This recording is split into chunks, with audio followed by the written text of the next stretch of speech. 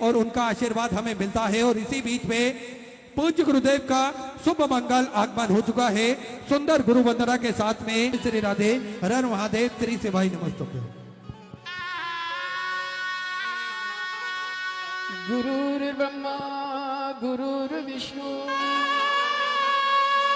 गुरुर्देवो महेश्वरा गुरुर्साक्षात् परब्रह्म तस्मै श्री गुरुवे नमः।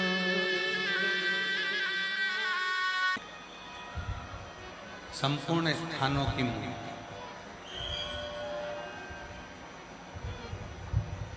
33 कोटि देवताओं में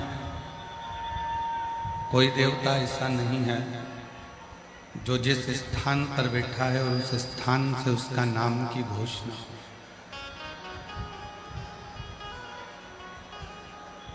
उस स्थान के नाम से वो पूजा। केवल एक देव है, देवाधिदेव महादेव भगवान शिव, त्रिकालदर्शी कैलाशी अविनाशी भगवान शंकर, जो जिस स्थान पर बैठते हैं उस स्थान पर बैठकर उस स्थान के नाम से ही पूजित होते। अर्थात शिव महापुराण की कथा में श्री वेदव्यास जी वर्णन करते हैं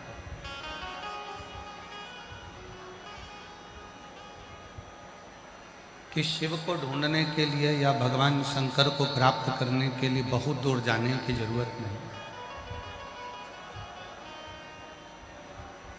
भगवान शंकर को प्राप्त करने के लिए, भगवान शंकर को ढूंढने के लिए बहुत दूर पहुंचने की जरूरत नहीं।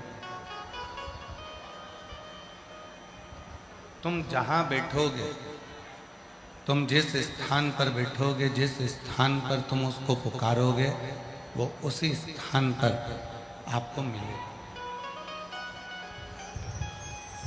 पीपल के वृक्ष के नीचे बैठकर पुकारा तो पिपलेश्वर का दर्शन, वट वृक्ष के नीचे बैठकर पुकारा तो वटकेश्वर का दर्शन।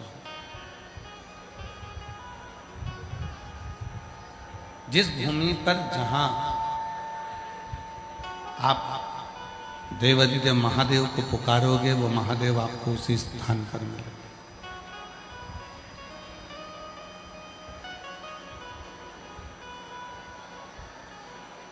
कल हमको कोई बता रहा था, पाटिल जी कल कह रहे थे कि ये जो गांव है दूधनाल, केवल 700 लोगों का गांव है। कल किसी ने बताया कि यहाँ की जो दूधनाल गांव की जो संख्या है कुल टोटल 700।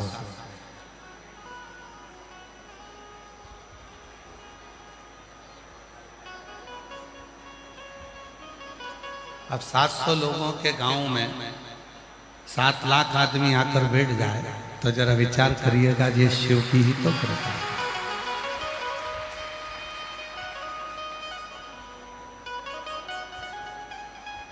ये शिव की ही तो उदारता है।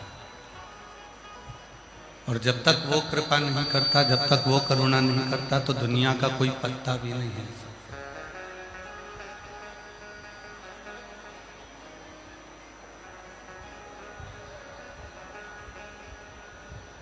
लाखों की संख्या में आप लोग आए हैं।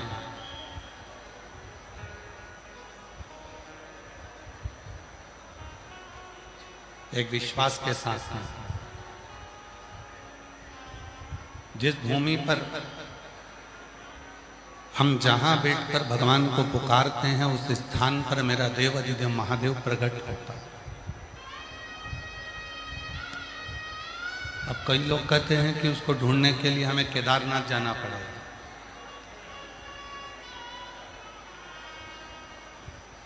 कई लोग कहते हैं कि उसको ढूंढने के लिए हमको अमरनाथ जाना पड़ेगा।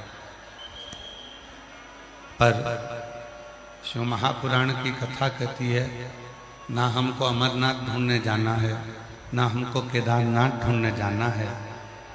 हम उस विश्वनाथ को, स्वयं को उसका अपना समझकर जब हम पुकारते हैं तो हमारा विश्वनाथ हमारा भरण पोषण करने के लिए हमारे हृदय में आकर तुरंत बैठ जाता है। उसको ढूंढने जाने की जरूरत नहीं पड़ती, केवल उसको पुकारा जाए, केवल उसको पुकार लो और वो आकर खड़ा हो जाए।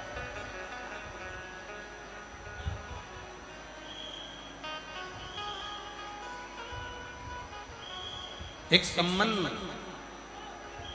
भगवान से बना लो, वो तुम्हारे सामने आकर खड़ा हो जाए।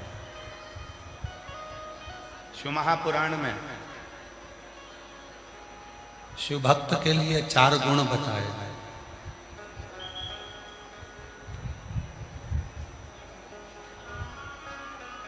शिव जी के भक्त के लिए 4 गुण कहे गए। पहले नंबर का गुण है संयम, दूसरे नंबर का गुण है सदाचार, तीसरे नंबर का गुण है स्नेह और चौथे नंबर का गुण है सेवा।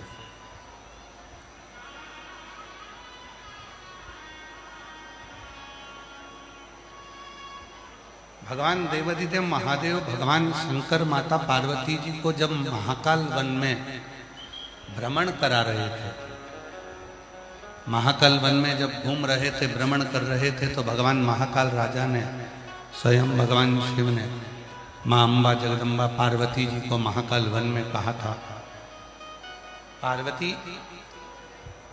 शिव भक्त का सबसे बड़ा गुण होता है उसके भीतर का संयम।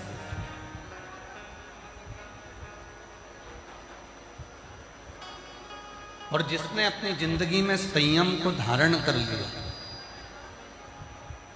जिसने अपने जीवन में संयम को धारण कर लिया, फिर वो जीव कभी भटकता नहीं। वो संयम के साथ कहा, जब कोई भगवान का भक्त हो जाता है, पार्वती जब कोई शिव का भक्त हो जाता है, शंकर का उपासक हो जाता है, शिव भक्ति में जब कोई डूब जाता है, तो उस पर लोग आक्षेप लगाते हैं, ताना देते हैं, अपशब्द कहते हैं, आड़ा टेढ़ा कहते हैं। फिर भी वो अपने संयम को धारण करे, कुछ ना बोले, कुछ ना कहे, इंतजार करे।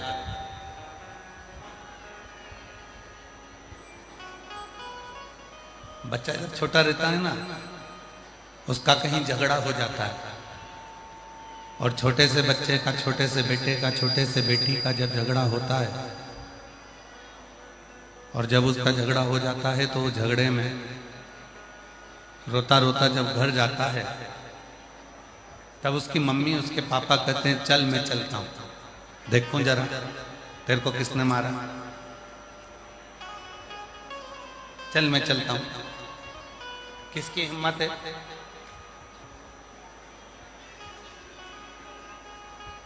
किसकी हिम्मत है जिसने तुझको मारा? चल मेरे साथ। मम्मी पापा तुरंत तैयार हुए, आई भाऊ तैयार हुए और चल तुरंत।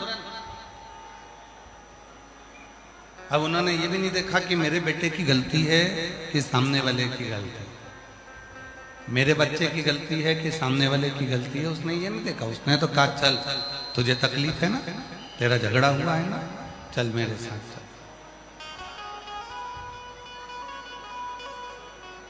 ले गए। बस मेरा ओघड़दानी, मेरा शिव और माता जगत जननी जगदम्बा अम्बा पार्वती, शिव और शक्ति ऐसे ही। उसने ये नहीं देखा मेरे शंकर भगवान ने कि तुमने पाप कितना करा, मेरे शंकर भगवान ने ये भी नहीं देखा कि तुमने पुण्य कितना करा। मेरे शंकर भगवान ने तो केवल इतना देखा कि इसने मुझे पुकारा, इसने मुझे निवेदन करा, इसने मुझे पुकारा। और जब उसने पुकारा, जब उसने निवेदन किया, जब उसने पुकारा, बस मेरा देव अधिदेव महादेव, मेरा शंकर, मेरा उघड़दानी, मेरा शंभु, मेरा त्रिकालदर्शी, मेरा कैलाशी अविनाशी, मेरा शिव तुरंत उसी समय पर उसका साथ देने के लिए आ गया। संयम, और उस संयम की सबको जरूरत है। जो शंकर को भजता है, जो भगवान शंकर का आराधना करता है, जो भगवान शिव की आराधना, अच्छा चलता चलता तुम लोग वापिस उसको गड़बड़ कर देते हो यार भाई। भगवान शंकर की जो आराधना करता है, साधना करता है, जो भगवान शिव की साधना में डूबा रहता है, उसको सबसे ज्यादा जरूरत होती है संयम की। उसको सबसे ज्यादा जरूरत है संयम। और जिसने अपनी जिंदगी में, अपने जीवन में संयम को धारण कर लिया, फिर उसको भटकना नहीं। थोड़ा संयम, सबसे ज्यादा संयम किस चीज को चाहिए? कहा 3 इंद्रिय ऐसी हैं जिनको संयम की जरूरत पड़ती है। बाकी की इंद्रियों को तो अपनी जगह पर है, पर 3 इंद्रियां ऐसी हैं जिनको संयम की जरूरत है। पहले नंबर पर जिह्वा को संयम की जरूरत है। दूसरे नंबर पर अपने नेत्र को संयम की जरूरत है। और तीसरे नंबर पर है अपनी श्रवण शक्ति, अपने कान, श्रवण, इसको संयम की जरूरत है। 3, 5 कर्मेंद्री, 5 ज्ञानेंद्री और 1 मन। 11 इंद्रियों में से केवल 3 इंद्रियां ऐसी हैं जिनको संयम की बहुत जरूरत है। ये 3 इंद्रियों पर जिसने संयम कर लिया, इन 3 इंद्रियों पर जिसने संयम को धारण कर लिया, समझ लो उसने सब कुछ कर लिया। पहला है अपनी वाणी पर संयम, अपनी जिह्वा पर संयम। कितना सुंदर कहा है किसी ने कि वाणी ऐसी बोलिए जो मन का आपा खो। जम के बोलिए जरा, वाणी ऐसी बोलिए जो मन का आपा। और आज के जमाने में वाणी ऐसी बोलिए जो जम के झगड़ा हो, पर उससे मत बोलिए जो तुमसे तगड़ा हो। फिर कभी कभी तुम्हारी वाणी ऐसी जगह बोल जाते हो जहां पर फिर झगड़ा उत्पन्न हो जाता है, लड़ाई हो जाती है, विवाद हो जाता है, तकलीफ उत्पन्न हो जाती है, विवाद उत्पन्न हो जाता है।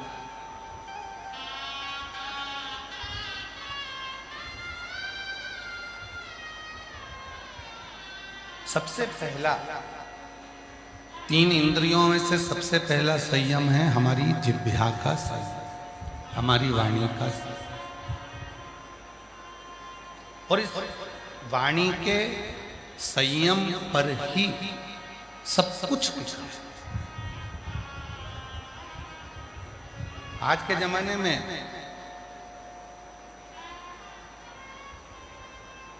सास बुरी नहीं है, आज के जमाने में बहू भी बुरी नहीं है।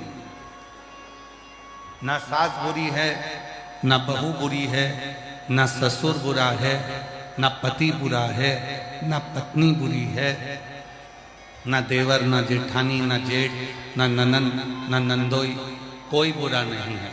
सबसे ज्यादा बुरी है आपकी जिह्वा, आपकी वाणी।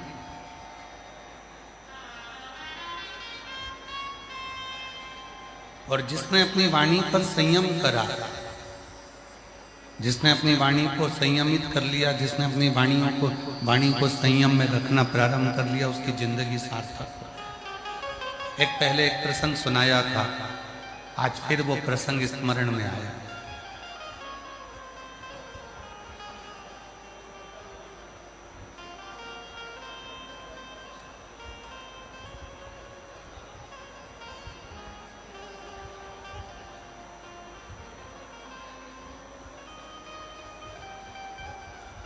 एक नगर में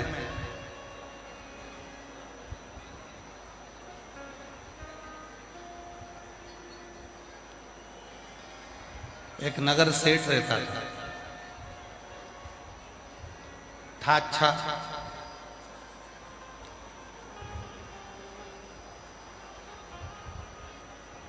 पर उसकी वाणी ठीक नहीं थी, बोलता हर कुछ था। एक दिन राजा ने उसको बुलाया और राजा ने कहा अपने नगर का सेठ है, अपना फर्ज बनता है कि इसको अपना महल दिखाया है। राजा ने नगर सेठ को बुलाया, महल दिखाया। सेठ जी से पूछा, बताओ सेठ जी महल कैसा बना? सेठ जी ने कहा, महाराज महल तो अच्छा बना, पर इसका दरवाजा बड़ा छोटा है। तो राजा ने कहा, दरवाजे से होना जाना क्या? सेठ जी बोले, महाराज दरवाजा छोटा है, जब तुम मरोगे तो तुम्हारी अर्थी कैसे निकलेगी? राजा को गुस्सा आ गया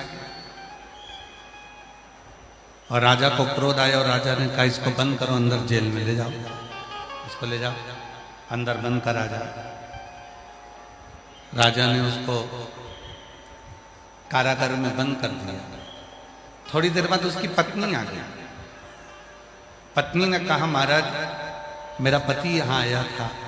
राजा ने कहा, तेरे पति को बोलने के लक्षण नहीं है, उसमें अक्ल नहीं है, हर कुछ बोलता है। तेरा पति ने महल देखा और महल देखकर कहा कि महाराज दरवाजा छोटा है, जब राजा मरेगा तो इसकी अर्थी कैसे निकलेगी? इतने में पत्नी बोली, महाराज मेरे पति को बोलने के लक्षण नहीं है, उसको क्या करना? अर्थी कैसे निकलेगी? पत्नी बोली, उसमें तो अक्ल नहीं है महाराज, उसको क्या करना कि अर्थी कैसे निकलेगी? अरे राजा को काट काट के निकाल देंगे।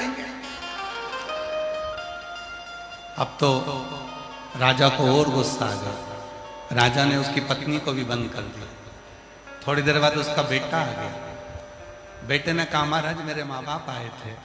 राजा ने कहा, तेरे पिताजी को बोलने के लक्षण और ना ही तेरी माँ को बोलने के लक्षण। तेरे पिताजी ने कहा, जब महाराज मरोगे तो तुम्हारी अर्थी कैसे निकलेगी? और तुम्हारी माँ कहती है कि काट काट के निकाल देंगे।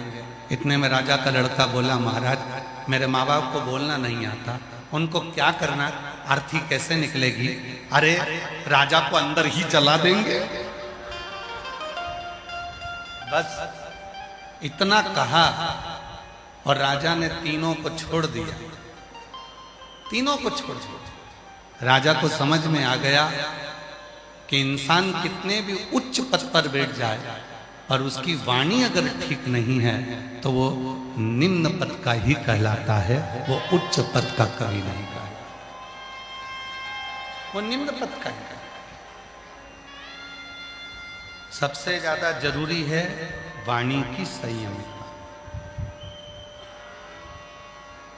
सबसे ज्यादा जरूरी है हमारे वाणी की संयम। 3 इंद्रियां ऐसी बताई गई है, जिन्होंने अपनी 3 इंद्रियों पर संयम करा, उन्होंने अपनी पूरी जिंदगी पर संयम कर लिया।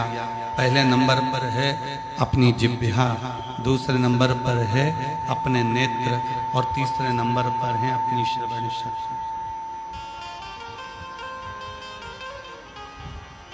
पहले नंबर पर है अपने जिह्वा,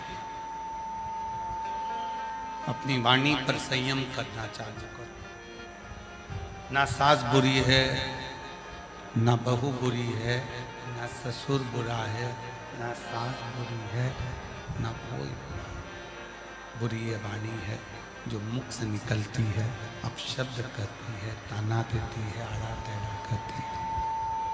केवल एक ये वाणी ऐसी है जो शब्द का तोल मोल कर जवाब नहीं देती, ये वाणी। और ये वाणी जिस दिन हमारे संयम में आ जाएगी, ये वाणी जिस दिन संयम में हो जाएगी, उस दिन भगवान को पाना दूर नहीं है। कितना सुंदर लिखा है शिव पुराण में कि दुनिया के लोग भगवान को पाने के लिए दुनिया की लिखी हुई स्तुति को गाना चाहते हैं। प्रत्येक संसार के जितने भी संत हैं, महात्मा हैं, जितने कथाकार हैं, जितने योगी, जितने सन्यासी, जितने तपस्वी, जितने साधक, जितने उपासक, सब आपसे निवेदन करेंगे कि ये वाली स्तुति पढ़ो, ये वाला स्तोत्र पढ़ो, ये वाला पाठ करो, ये वाला पाठ करो। और शिव पुराण क्या कहती है, वेद व्यास जी क्या कहते हैं, तुमरुका जी क्या कहते हैं। तुमरुका जी चंचुला देवी से कहते हैं, चंचुला देवी तुम्हें अगर कोई स्तोत्र नहीं आता, तुम्हें कोई स्तुति नहीं आती, तुम्हें कोई मंत्र नहीं आता, तुम्हें कोई साधना नहीं आती, तुम्हें कोई पूजन नहीं आती, तो तुम अपने दिल से, अपने भाव से, अपने मन से तुम भगवान को जो कहकर पुकारोगे, तुम्हारा भगवान उसी समय पर तुम्हारे सामने प्रकट हो जाए।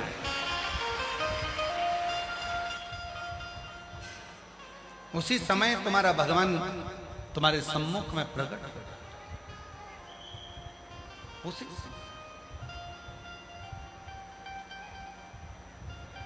हम क्या कर रहे हैं, दुनिया के लोग क्या करते हैं, जो स्तुति दुनिया ने लिखी है वही स्तुति को गाने का प्रयास करते हैं। जो स्तोत्र दुनिया ने लिखा है उसी स्तोत्र को गाने का प्रयास करते हैं।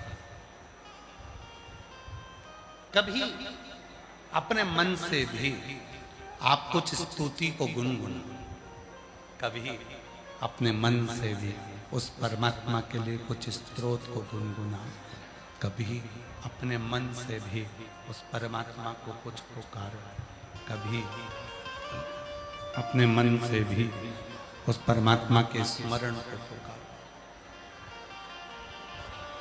कुछ स्तुति, कुछ मंत्र, कुछ साधना, कुछ अपने भीतर के होना चाहिए, कुछ स्तुति अपने भीतर की होना चाहिए, कुछ मंत्र अपने भीतर के होना चाहिए।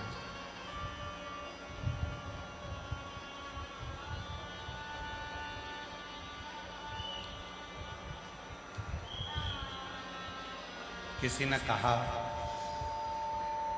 खूब अच्छे अच्छे पाठ करो भगवान मिल जाए।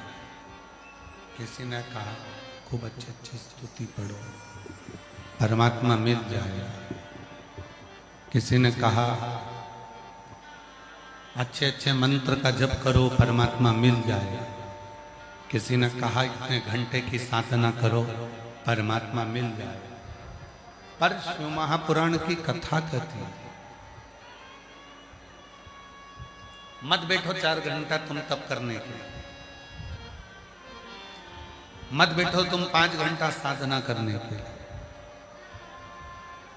मत बैठो तुम आराधना करने के लिए, पर इतना जरूर करो घर में जो सदस्य रह रहे हैं, घर में जो माता पिता रह रहे हैं, घर में जो बुजुर्ग रह रहे हैं, घर में जो सदस्य निवास कर रहे हैं, उनके प्रति प्रेम का भाव रखना प्रारंभ कर दो। मेरा शंकर भगवान तुम्हारे सामने प्रकट हो जाए।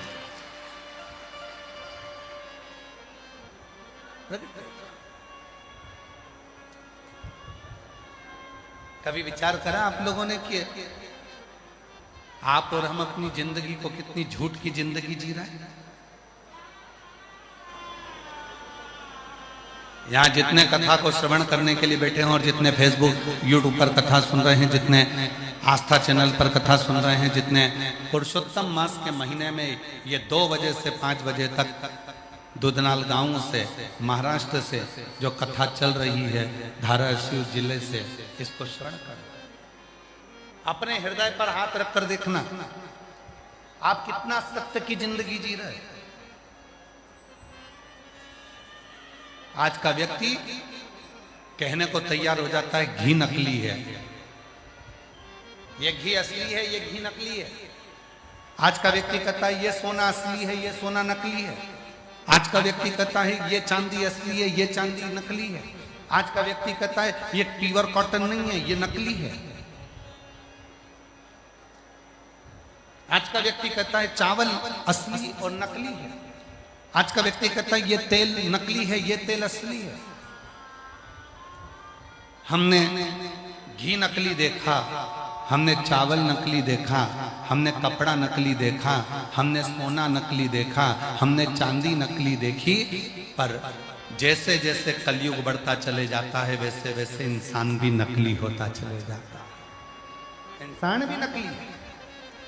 और उसकी नकलीपन कहां नजर आता है? आप खुद अपने अंदर झांक कर देखना। तुम्हारे फेसबुक पर हजारों लोग जुड़े हुए हैं, तुम्हारे इंस्टाग्राम पर हजारों लोग जुड़े हुए हैं, तुम्हारे यूट्यूब पर हजारों लोग जुड़े हुए हैं, तुम्हारे व्हाट्सएप पर हजारों लोग जुड़े हुए हैं, तुम्हारे व्हाट्सएप पर हजारों ग्रुप जुड़े हुए हैं, हजारों लोग तुम्हारे फेसबुक पर हैं, हजारों लोग तुम्हारे ट्विटर पर हैं, हजारों लोग तुम्हारे यूट्यूब पर हैं, हजारों लोग तुम्हारे फेसबुक पर हैं, और तुम उनको देखकर खुश होते हो। पर असलियत क्या है? हजारों लोग तुम्हारे मोबाइल पर जुड़े हुए हैं तुम्हारे मित्र बनकर, पर सही मायने में कहना, क्या तुम जितने लोग घर में रह रहे हैं उनसे दिल से जुड़े हो? अपने मम्मी से, अपने पापा से, अपने भाई से, अपनी बहन से, अपनी भाभी से, अपने भैया से, अपने मासी से, मासा से, मामा से, मामी से, काका से, काकी से, किसी से? व्हाट्सएप पर बैठकर मैसेज में बात करने का आपके पास समय होता है दूसरों से, इंस्टाग्राम पर बात करने का समय होता है दूसरों से, फेसबुक पर बात करने का समय होता है दूसरों से, यूट्यूब पर जवाब देने का समय होता है दूसरों से, पर घर में 5 लोग निवास करते हैं, 4 लोग रहते हैं, और एक दूसरे से बात करने की फुर्सत आज के व्यक्ति को नहीं होती। इससे बड़ा नकली व्यक्ति और कहां होगा? इससे बड़ा नकली व्यक्ति कहां होगा? घर में प्रवेश करो, रात्रि का विश्राम करो, पत्नी और पति दोनों मोबाइल को उठाकर थोड़ा कोने में रख दो। बच्चों से बात करो तो थोड़ी देर के लिए मोबाइल उठाकर कोने में रख दो। बच्चे अपने माँ बाप से बात करें तो अपना मोबाइल उठाकर कोने में रख दो। जिस माँ बाप ने तुमको जन्म देने के लिए 9 महीना माँ ने गर्भ में रखा, उसको तुम 9 मिनट नहीं देते। जिस पिता ने कमा कमा कर अपनी पूरी जिंदगी का धन तुमको दे दिया, उसको तुम 2 मिनट नहीं दे पाते। और केवल एक mother's day, father's day, children's day, केवल इन डे पर तुम विश कर दो और फोटो लगा दो और सोचो कि मैं मेरी मम्मी को बहुत प्यार करता हूं। पक्के झूठेले, दूसरों को बेवकूफ बनाते हो, फोटो लगाकर दूसरों को बस आकर्षित करते हो कि मैं मेरी मम्मा को बहुत प्रेम करता हूं। मम्मा से उस दिन प्रेम होगा जिस दिन तेरी माँ की आंख में आंसू ना होगा। मम्मा से उस दिन प्रेम होगा जिस दिन तेरी माँ की आंखों में आंसू ना होगा। पापा से उस दिन प्रेम होगा जिस दिन तेरे पिता के नेत्र में जल ना हो। प्रेम वो नहीं है।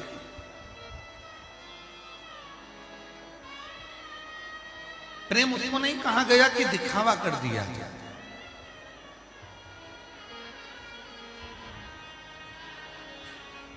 खूब प्रेम के किस्से चलते हैं,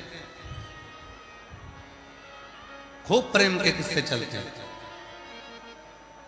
33 कोटि देवताओं की लिस्ट निकालिए, सारे देवताओं की लिस्ट निकाल कर देखना कि सबसे ज्यादा प्यार कौन से देवता ने किया।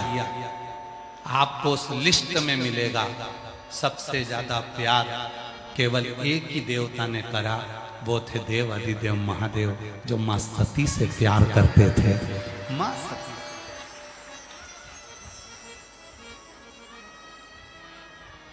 33 कोटि देवता में केवल एक देवता है देव अधिदेव महादेव, जो मां सती से प्रेम करते थे।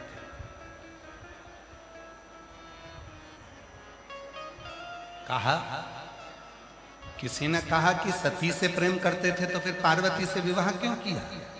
प्रसंग को उठाइएगा, शिव महापुराण के उमा खंड को उठाकर गीता प्रेस गोरखपुर की शिव पुराण लेकर आओ, उस शिव पुराण को घर में पढ़ो। और पढ़कर देखना कहीं सीवर वाला बाबा कहीं झूठ तो नहीं बोल दिया। इसलिए पढ़ना जरूरी है, अध्ययन करना जरूरी है कि सीवर वाला महाराज कथा बाजता है तो हम पढ़ें कि उसने सही बोला कि झूठ बोला। शिव महापुराण की उमा संहिता कहती है, किसी ने प्रश्न करा कि शिवजी जब सती से प्रेम करते थे, शंकर भगवान जब सती को स्नेह करते थे, तो पार्वती से विवाह क्यों करा? जरा प्रसंग उठाकर देखिए। भगवान शंकर ने पार्वती जी की पूरी परीक्षा ली, पूरी परीक्षा, एक भी परीक्षा नहीं छोड़ी शंकर भगवान ने पार्वती जी की। और आखिरी में जब पार्वती जी अर्पणा हो गई, पत्तों का सेवन करती थी, दुर्बल हो गई, शरीर में मांस नहीं बचा, केवल कंकाल हड्डियां माता पार्वती के शरीर में थी और मांस का एक टुकड़ा भी शरीर के अंदर नहीं था। पार्वती का नाम अर्पणा हो गया। तब शिव जी गए और पार्वती जी को देखकर पूछा, तुम ऐसा क्यों कर रही हो? तब माता पार्वती जी ने कहा, कुंभज ऋषि के आश्रम में कथा सुनने तुम्हारे साथ गई थी।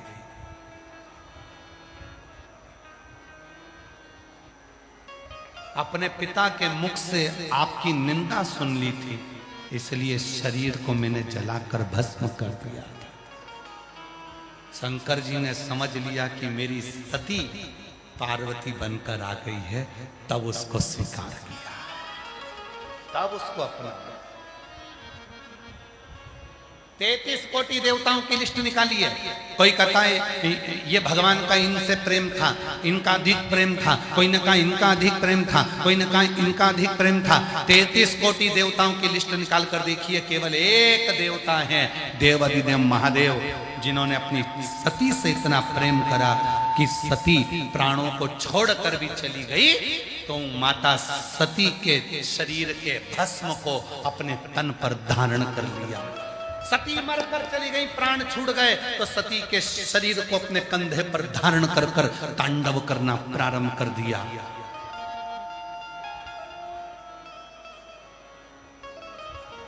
सती चली गई तो उसके शरीर के मुंड की माला अपने गले में धारण करना प्रारंभ कर दिया। सती के जाने के बाद अब तुम्हारी लिस्ट निकालो, तुम्हारे मोहल्ले में देखो, तुम्हारी कॉलोनी में देखो, तुम्हारी सोसाइटी में देखो, तुम्हारे रिश्तेदारों में देखो, जिनकी पत्नी चली गई वो फेसबुक पे दूसरी ढूंढ रहे हैं।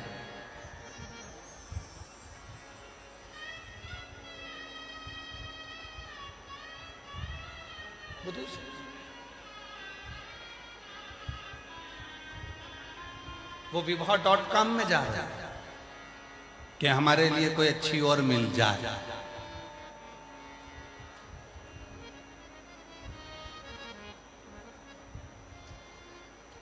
कहां गया वो रिश्ता, कहां गया वो संबंध?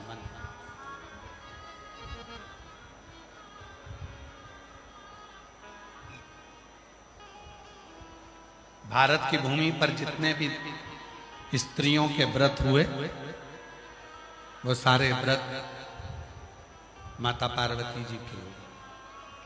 तीज का व्रत माता पार्वती का था, चतुर्थी का व्रत माता पार्वती का था, छठ का व्रत माता पार्वती का था।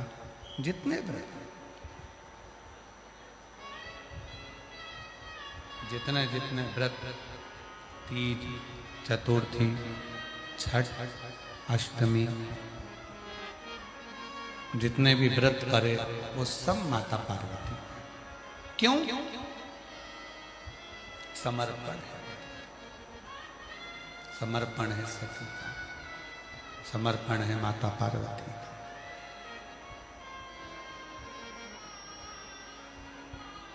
और मैंने तेरे ही भरोसे बाबा, तेरे ही भरोसे हवा बिच उड़ती जाऊं बाबा,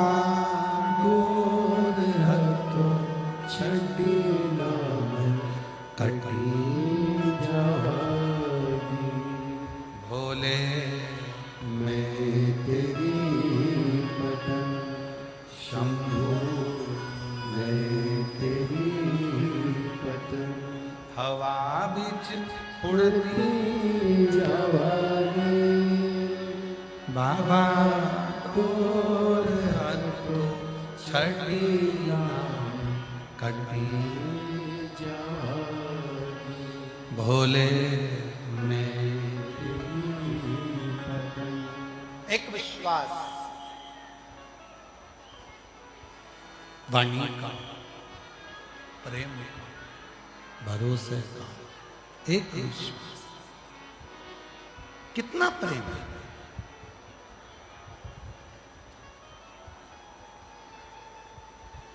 कितने लोग तुमसे जुड़े हैं फेसबुक पर, वो मायना नहीं रखता।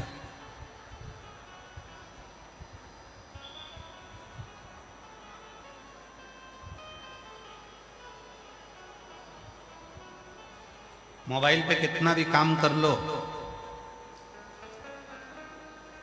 कितना भी,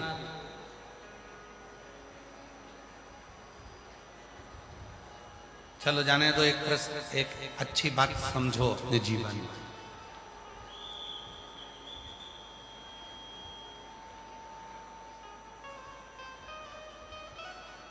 आप उमरगा में रहते हो,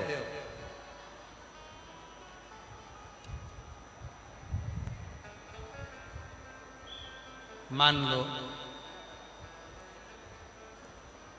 अब कोई मोबाइल पर कहे कि मैंने उमरगा के लिए ये करा, मैंने उमरगा के लिए वो करा, और मोबाइल पर बैठे बैठे उमरगा के लिए करता रहे करता रहे करता रहे। पर उमरगा वाले तो कहेंगे भैया इस मोबाइल पर करने से कुछ नहीं होगा, फील्ड में आओ, जमीन पर आओ, और उमरगा की गली गली में जाकर, धाराशिव जिले में जाकर, हमारे प्रदेश में, हमारे गांव में, एक एक जगह पर जाकर जो जमीन पर काम करता है उसकी मूलता मानी जाए,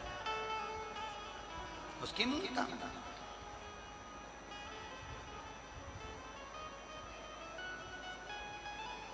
फेसबुक पर कितने तुम्हारे दोस्त हैं वो मायना नहीं रखता। इंस्टाग्राम पर कितने तुमसे जुड़े हैं वो मायना नहीं रखता। मायना क्या रखता है? जिस दिन तुम्हारी दुख की घड़ी है, बीमारी आ गई, एक्सीडेंट हो गया, तकलीफ में आ गए, हॉस्पिटल में पड़े हो, केवल एक दिन देखने के लिए गए, बाकी के दिन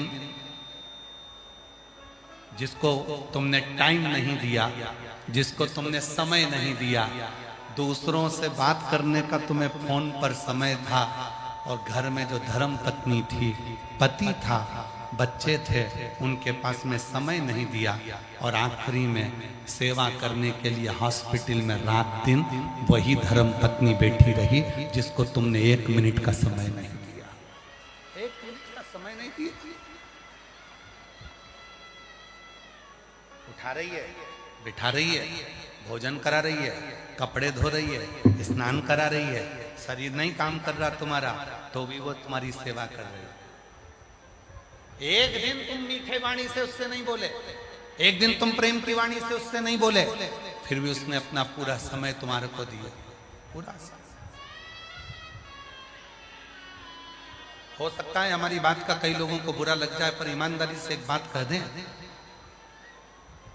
हो दूधनाल वालों, पाटिल साहब बोल दें, हो सकता है हमारी बात का बुरा लग जाए, पर कह देते हैं, पत्नी से अच्छा दोस्त दुनिया में कोई नहीं हो सकता। उसको अपना बेस्ट फ्रेंड बनाओ। दुख आया है, कोई नहीं आएगा, 4 दिन आएंगे, 5 दिन आएंगे, 6 दिन आएंगे, तुम तो 2 महीने से हॉस्पिटल में पड़े हो, घर में बीमार पड़े हो, कोई तुम्हारा दोस्त आकर तुमको ले जाकर बाथरूम में बिठाएगा, कोई तुम्हारे कपड़े धोएगा, कोई तुम्हारे काम करेगा, कोई तुमको चम्मच से रोटी खिलाएगा, रोटी चम्मच से भी नहीं खा पाओगे तो मिक्सर में पीस पीस कर पानी बनाकर नली से पिलाएगा।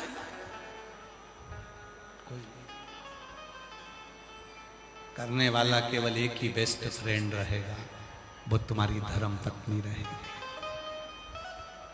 तुम्हारा पति रहेगा, उस पति को बेस्ट फ्रेंड बनाओ, धर्म पत्नी को बेस्ट फ्रेंड बनाओ, उसको अपना स्नेह, उसको अपना प्रेम।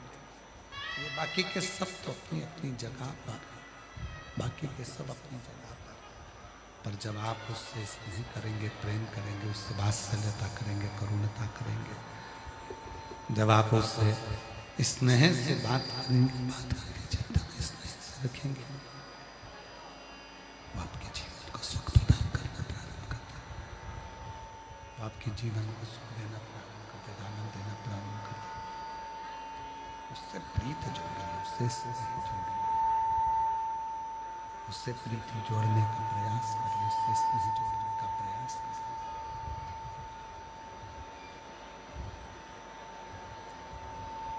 महाराज शिव तत्व कह रहा है, भगवान शंकर की कथा कर रही है। क्लियर करो आवाज। शंभु शंभु शंभु शिव तत्व कह रहा है। बेस आ रहा है या तो कुछ गला पकड़ रहा है। शंभु शंभु शंभु शिव तत्व कह रहा है, भगवान शंकर का चरित्र कर रहा है, महापुराण की कथा वर्णन कर रहे हैं। शंभु शंभु शंभु शंभु शंभु शंभु शंभु शंभु भैंस पकड़ रहा है, गला पकड़ रहा है भाई। शंभु शंभु शंभु शंभु शिव तत्व कह रहा है। शंभु शिव तत्व कह रहा है, भगवान शिव महापुराण की कथा वर्णन कर रहा है। शिव तत्व कह रहा है।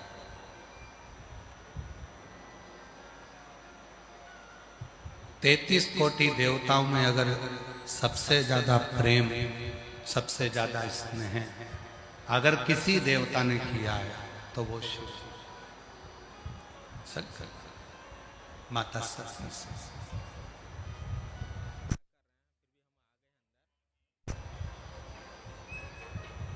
शंकर भगवान का जो भक्त होता है, शिव का जो उपासक होता है, शिव की साधना करने वाला होता है, शिव की आराधना करने वाला होता है, भगवान शंकर की भक्ति में डूबने वाला होता है, आज भी शिव जी को भस्म चढ़ाता है, आज भी, और शिव प्रसन्न होते हैं उस भस्म से। शिव जी की प्रसन्नता होती है केवल भस्म से।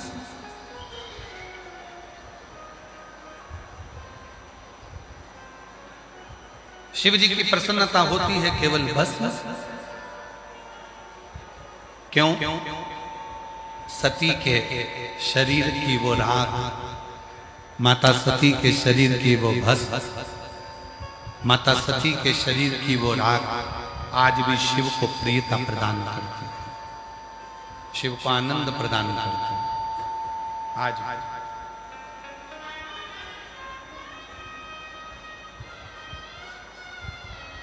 एक परमात्मा से जोड़ो, संयमित रहो। 3 इंद्रियां ऐसी हैं जिन पर तुम्हारा संयम बहुत जरूरी है। पहले नंबर पर है तुम्हारी वाणी का संयम। अपनी जिह्वा पर जितना हम कहें कथा में फिर कहें, ना सास बुरी है ना बहू बुरी है, ना ससुर बुरा है ना बेटा बुरा है, ना ननन बुरी है ना नंदोई बुरा है, ना देवर बुरा है ना देवरानी बुरी है, ना जेठ बुरा है ना जेठानी बुरी है। परिवार का कोई सदस्य बुरा नहीं है, केवल अगर बुरा है तो केवल हमारी वाणी ही कहीं ना कहीं बुरी है। कहीं ना कहीं हमारी वाणी हमें बुरी, कभी कभी अहमता की वाणी में बोलने में आ जाता है, अहंकार के शब्द बोलने में आ जाते हैं और वो अहंकार हमको डुबो लेता है। तो हम इन 3 इंद्रियों में पहली इंद्री है वाणी, दूसरी इंद्री है नेत्र। नेत्र रूपी इंद्री, नेत्र रूपी इंद्री एक ऐसी इंद्री है तुरंत भटकती है। और ये नेत्र रूपी इंद्री जैसे ही भटकी वैसे ही ये मन भटकना प्रारंभ। ये नेत्र रूपी इंद्री जैसे ही भटकी मन भटकना प्रारंभ। मन भटकना। ये नेत्र की सबसे बड़ी गलती है।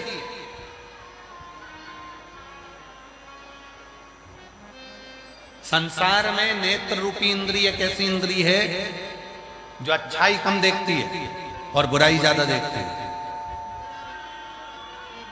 मोबाइल पकड़ो, खोलो, और मोबाइल खोलते से ही किसी के बारे में अगर अच्छा आ रहा होगा तो तुम पढ़ोगे नहीं,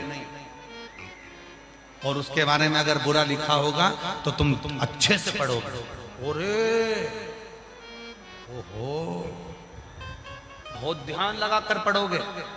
किसी के लिए अच्छा आया होगा, तुम उस फोटो को, उस वीडियो को किसी को नहीं भेजोगे, पर जैसे ही किसी के लिए बुरा वीडियो आ गया, किसी के लिए बुरा लिखा हुआ आ गया, किसी के लिए गलत लिखा हुआ आ गया, तुम तुरंत उसे फॉरवर्ड करना प्रारंभ कर दो। नेत्र रूपी इंद्री बड़ी विचित्र। नेत्र रूपी इंद्री बड़ी विचित्र। यह नेत्र रूपी जो इंद्री है, यह मन को भी डोला देती है। मन नेत्र।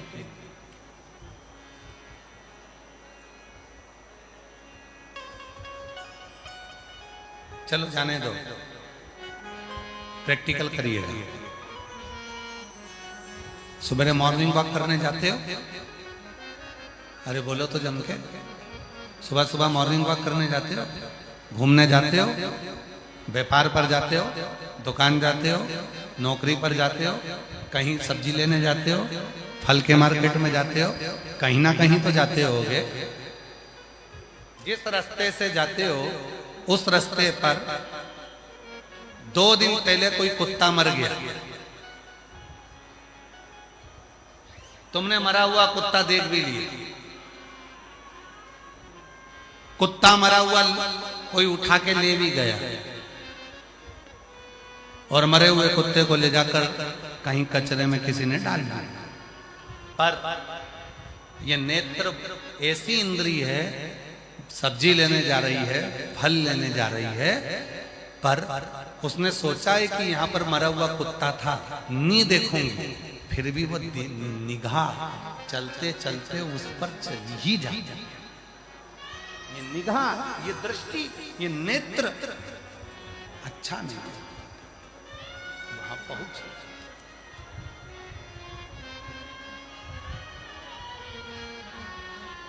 इसीलिए शिव महापुराण की कथा में कहा गया कि इस वाणी को भी शिव में लगा दो, इस नेत्र को भी शिव में लगा दो। और तीसरे नंबर की इंद्री है ये श्रवण, ये कान। ये सबसे भारी इंद्री है। कथा में इसका मन ही नहीं लगता इन कानों का। और अगर कहीं का बुराई करने बैठ जाए, चुगली करने बैठ जाए, निंदा करने बैठ जाए, तो ये श्रवण इतने काम करते हैं। और पूरा हुंकारे के साथ, अच्छा ऐसा बोल रही थी, हाँ कौन वो, हाँ, पूरे हुंकारे के साथ ये कान अपना काम। इसीलिए शिव महापुराण की कथा में श्रोताओं के 3 क्रम बताए। ये सुनने के लिए आए हो तो आप लोग श्रोता, श्रोता के 3 क्रम बताए। पहले नंबर पर होता है सरोता। सरोता देखा है आप लोगों ने? जम के तो बोलो। सुपारी कतरने वाला, सुपारी कतरते हैं। अभी तो आम आ रहे हैं, केरी आ रही है कच्ची, तो उसका अचार बनाने के लिए सरोता।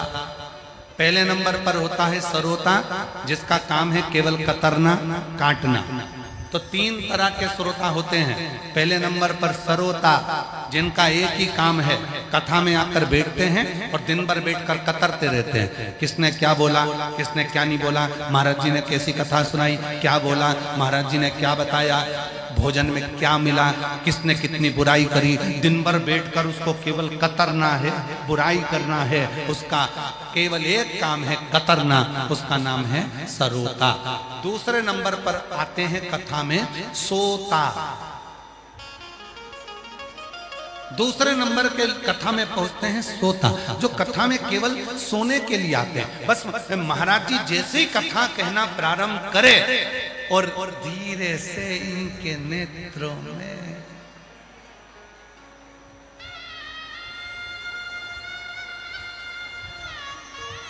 लोगों को लग रहा है कथा में कितनी डूबी है। डूबी नहीं है, ऊबी है। और किसी ने जगह दिया, सो रही है क्या?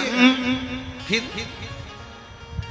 ऐसी ऐसी क्या कर रही है? कुछ नहीं, भोलेनाथ जी भाग रहे थे तो बुला रही थी।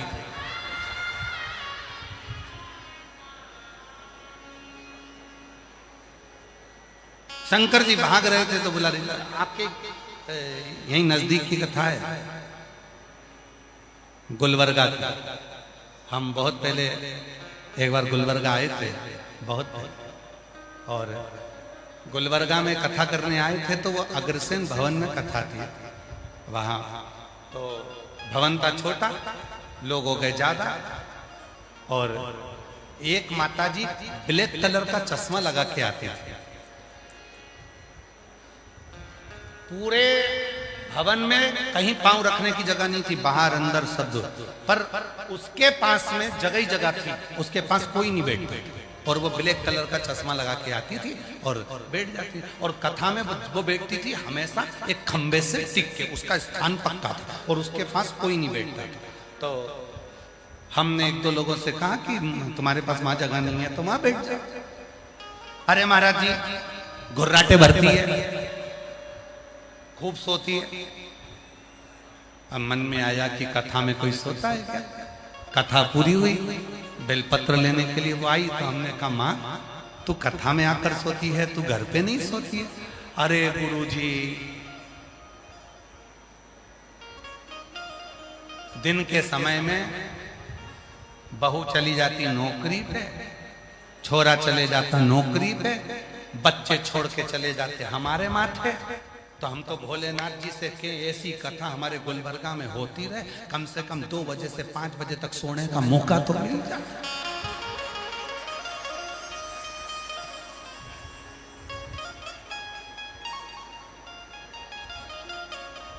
तो हमने पूछा तुम्हारी आंख का क्या ऑपरेशन हुआ है? नहीं, काले चश्मे में दिखती नहीं ना।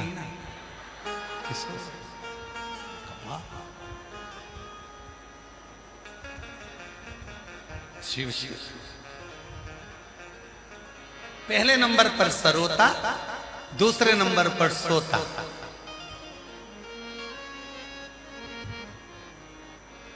कई लोग हैं जिनको कथा में नींद आ जाती है, ऐसा लगता है जैसे सीहोर वाला बाबा लोरी सुना रहा है।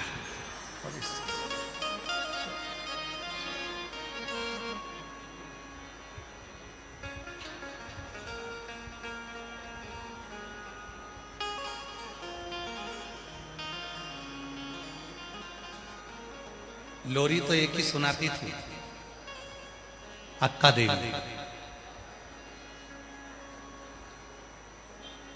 शिव जी की एक परम भगत थी अक्का देवी, लोरी बड़ी अच्छी सुनाती थी शिव जी, और शिव जी प्रसन्न होते थे उसकी लोरी से, बड़े प्रसन्न। शंभु सो जा तू तो सो जा। लोरी बड़ी सुंदर सी।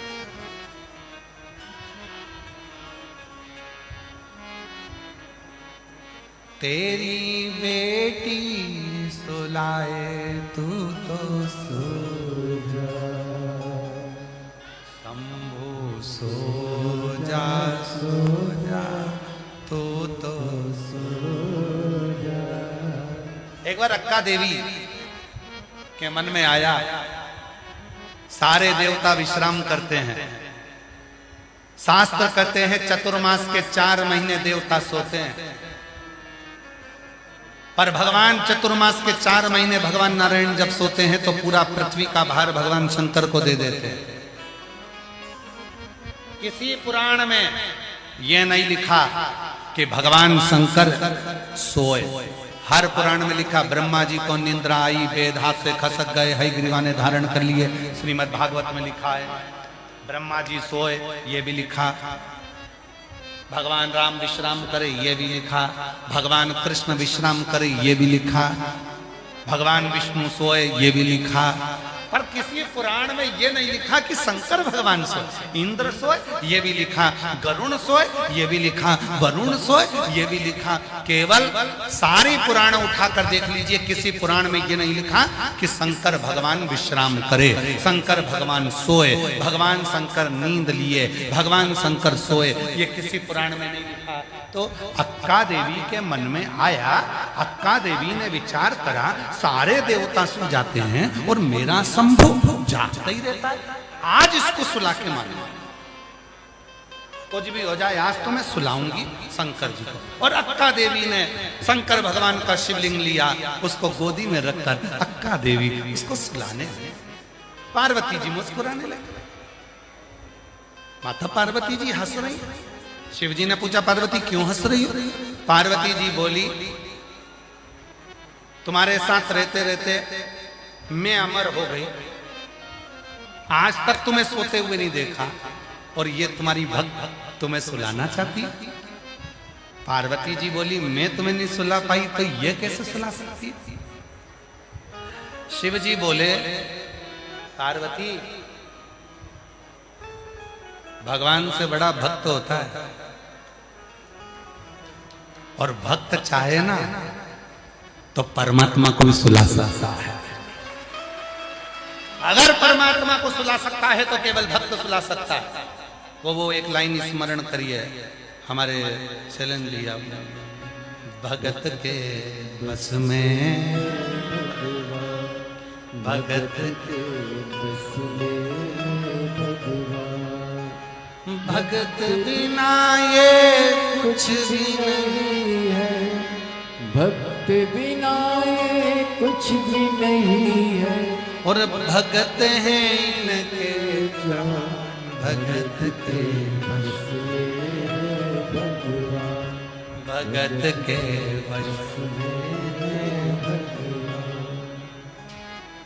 भगत भोले बाबा के नित काशी में डोले, मुख से शंभु बोले, नित शिव शंकर बोले। मुख से शंभु बोले, नित शिव शंकर बोले।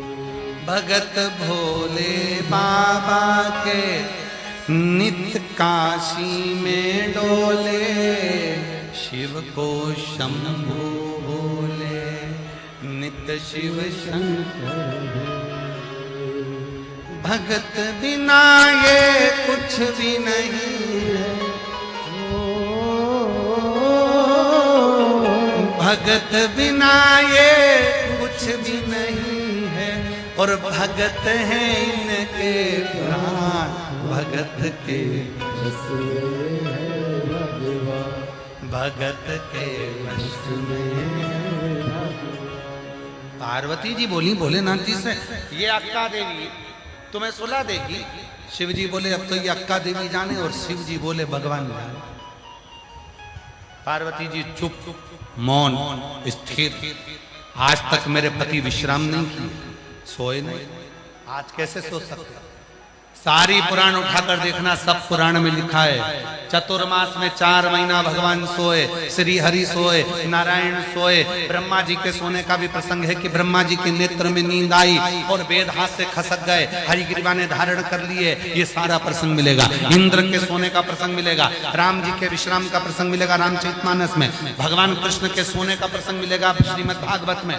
सारे देवताओं के सोने का विश्राम का प्रसंग पुराणों में मिलेगा, परंतु एक देव अधिदेव महादेव के विश्राम का प्रसंग, सोने का प्रसंग किसी पुराण में नहीं मिलेगा। पर इनको सुलाया केवल एक ने, अक्का देवी को लगा मेरा शंभु, मेरा शंकर आज तक नहीं सोया, मेरा शिव आज तक नहीं सोया। कितने थक गए होंगे भोलेनाथ, आज तो मैं सुला के मानूंगी। और अक्का देवी ने शिवलिंग को अपने हाथ में ले लिया। शिव भगवान शंकर का शिव,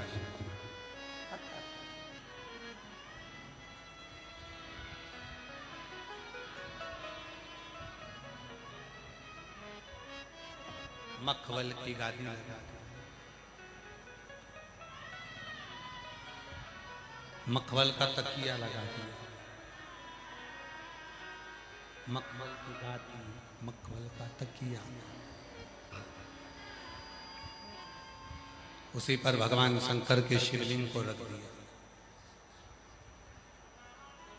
बैठ गई अक्का देवी, हाथ जोड़, शंभो शंभो शंभो शंभो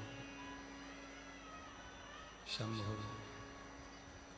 शंभो, बैठ।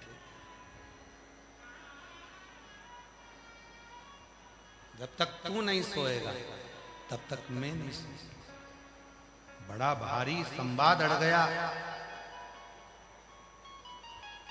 अक्का देवी ने कह दिया अब मैं भी नहीं सोऊंगी जब तक तू नहीं सोएगा।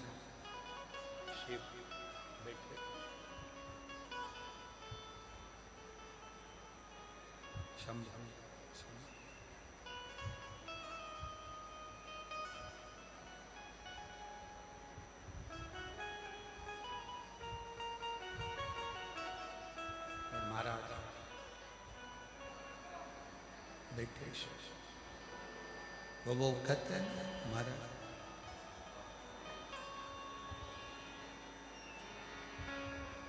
भोले के लाने मैंने भोजन मंगा, भोजन मंगाया मैंने भोजन,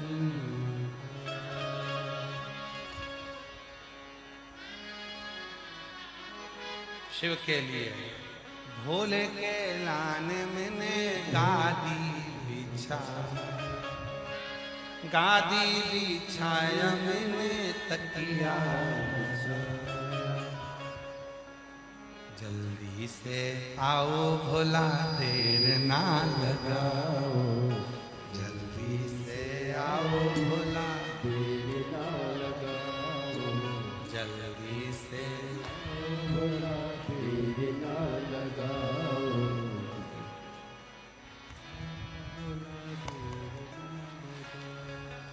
जल्दी से आओ भोला देर ना लगाओ। देखो केवल अक्का देवी की बात नहीं चलेगी, आपको भी बोलना है शिव जी के लिए। क्या बोले?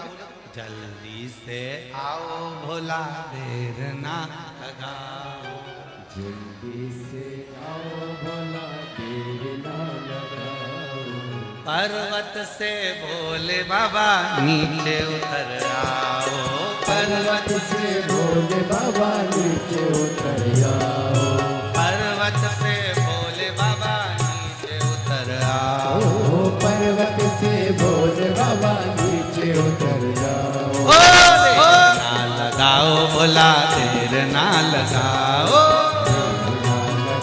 भोला देर ना लगाओ, देर ना लगाओ भोला देर ना लगाओ, देर ना लगाओ भोला देर ना लगाओ, पर्वत से भोले बाबा नीचे उतर आओ, पर्वत से भोले बाबा नीचे उतर आओ, पर्वत से भोले बाबा नीचे उतर आओ, पर्वत से भोले बाबा नीचे उतर आओ, भोला देर ना लगाओ, भोला देर ना लगाओ,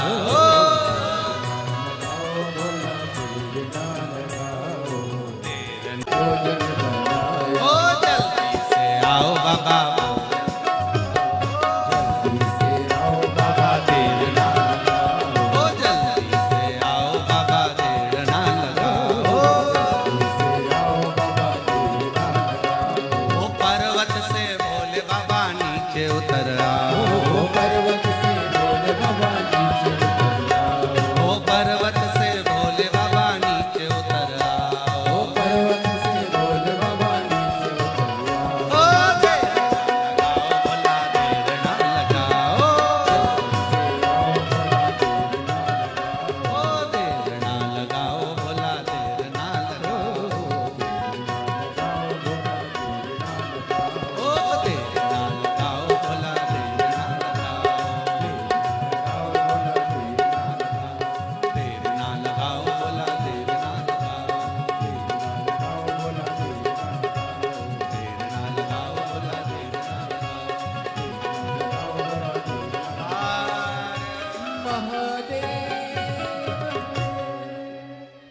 पर्वत से बाबा नीचे उतर आओ। बोलो बोलो जरा, हे दूधनाल वालों जरा, तुम्हारी आवाज यहाँ तक आना चाहिए। एक बार तुम भी बोलो अक्का देवी के साथ में, पर्वत से।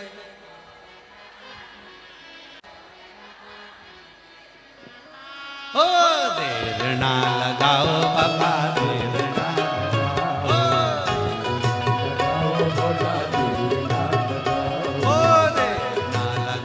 भोला देर ना लगाओ,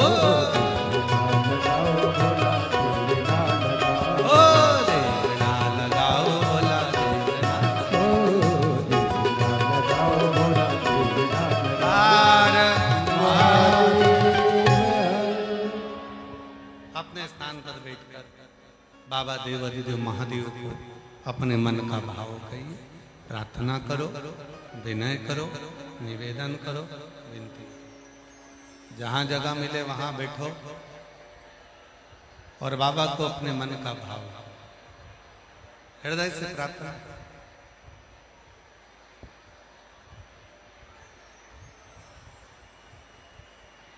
भोले के नान मैंने सेजवा बिछाया,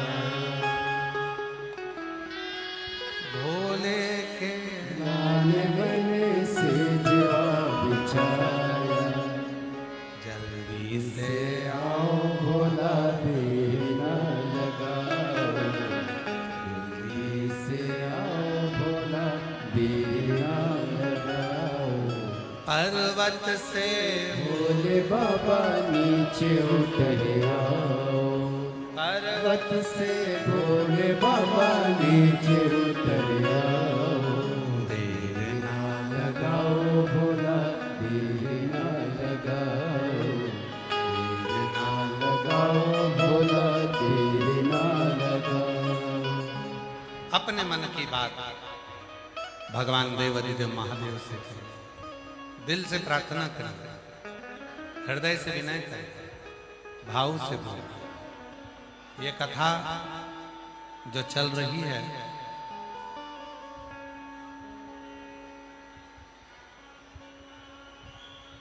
सत्ताईस मई से प्रारंभ हुई, 2 जून तक चलेगी।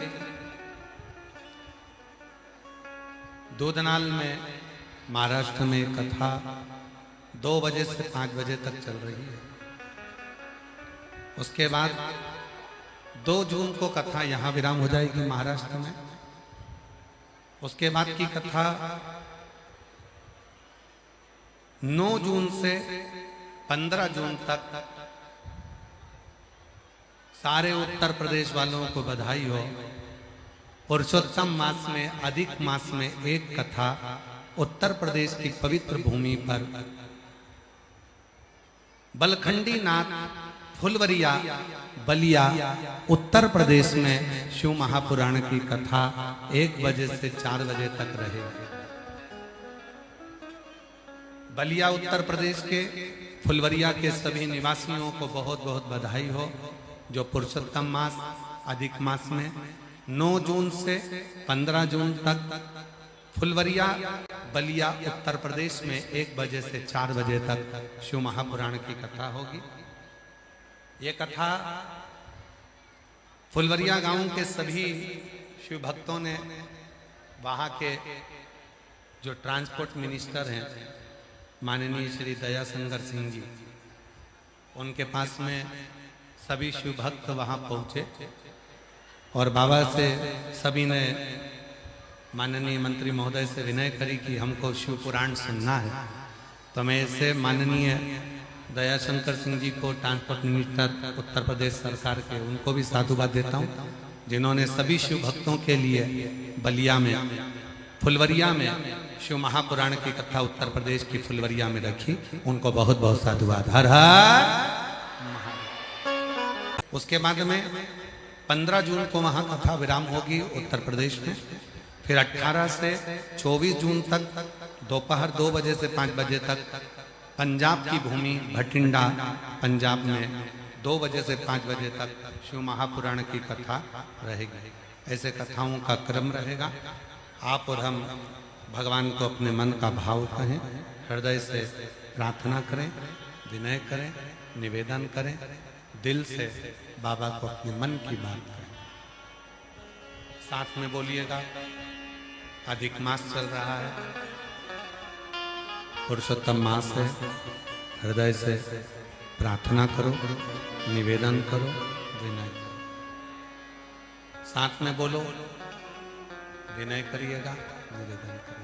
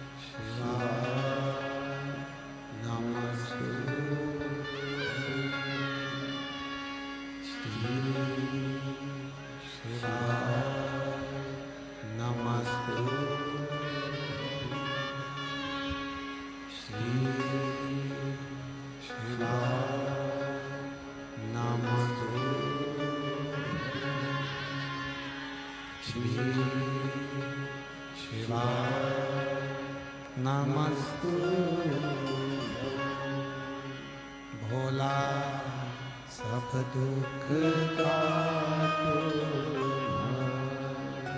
ओ भोला सब दुख काटो।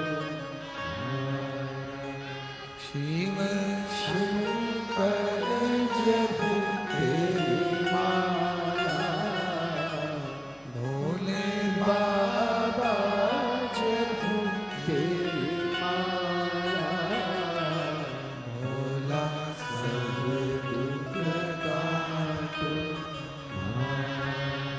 ओ भोला सब दुख काटो।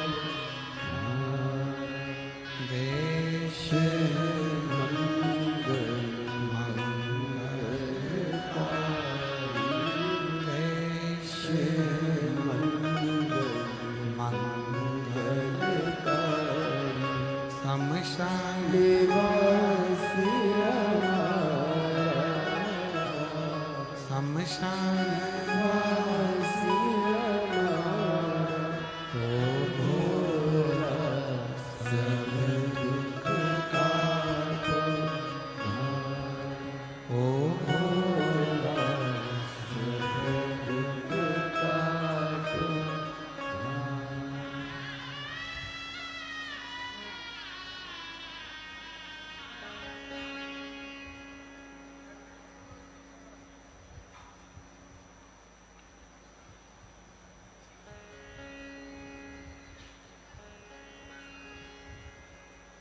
बाबा देवाधिदेव महादेव, भगवान शिव घरदानी, तरकालदर्शी, कैलाशी, अविनाशी, भगवान शंकर की पवित्र कथा कर, शिव महापुराण की कथा वर्णन करते।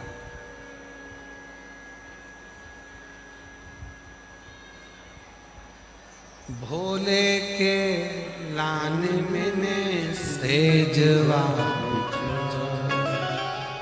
माता अक्का देवी ने भगवान शंकर के शिवलिंग को नमन कर कर कहा, जब तक आप विश्राम नहीं करते, सोते नहीं हो, तब तक मैं भी नहीं सोता, मैं भी विश्राम नहीं, मैं भी नहीं। पार्वती जी हंस रही।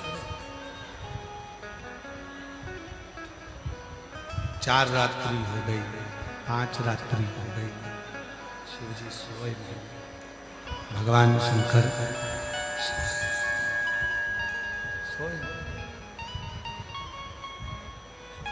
अक्का देवी जाग। क्लियर आवाज करो, प्लेन आवाज करो, गला पकड़ रहा है। अक्का देवी सोई।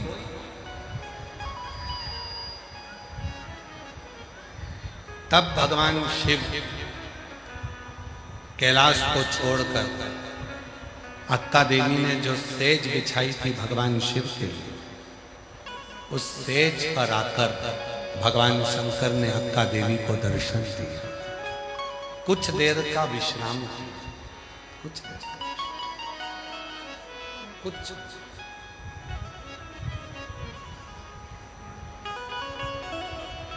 घर का जो बुजुर्ग होता है, घर का जो बड़ा होता है, घर का जो बुजुर्ग होता है, उसको नींद नहीं आती।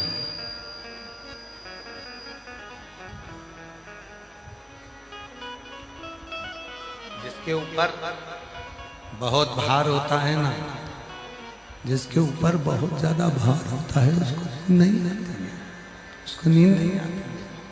गला पकड़ रहा है, बेस बोल रहे हो आप लोग, क्लियर करो ना आवाज। उसको नींद नहीं आती।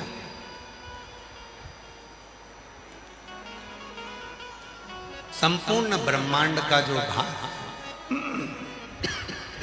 संपूर्ण ब्रह्मांड का जो भार है वो शंकर भगवान के, संपूर्ण ब्रह्मांड का जो भार है वो देवाधिदेव महादेव।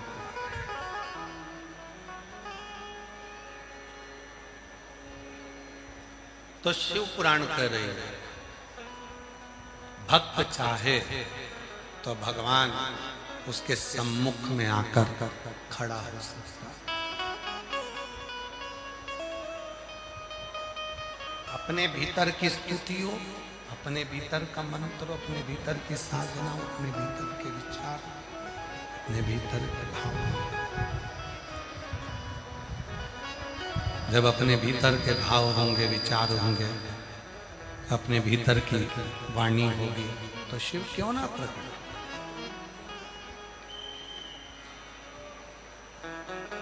आवाज नहीं आ रही भाई, उस पंडाल में आवाज खोल दो भाई, बाहर का प्रेशर खोल दो।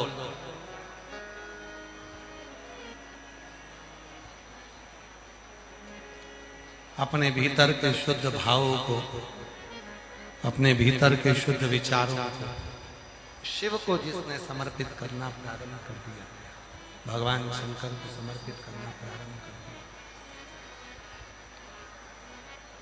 भगवान शंकर को अपने भीतर के विचारों को कहना प्रारंभ कर दिया, शिव ने उसको स्वीकार कर लिया, भगवान शंकर ने उसको स्वीकार कर लिया। शिव पुराण कर रही है, भगवान शंकर का चरित्र कर रहा है, शिव तत्व कर रहा है, शंकर जी की कथा कर रही है। शिव जी ने, नहीं आ रही आवाज,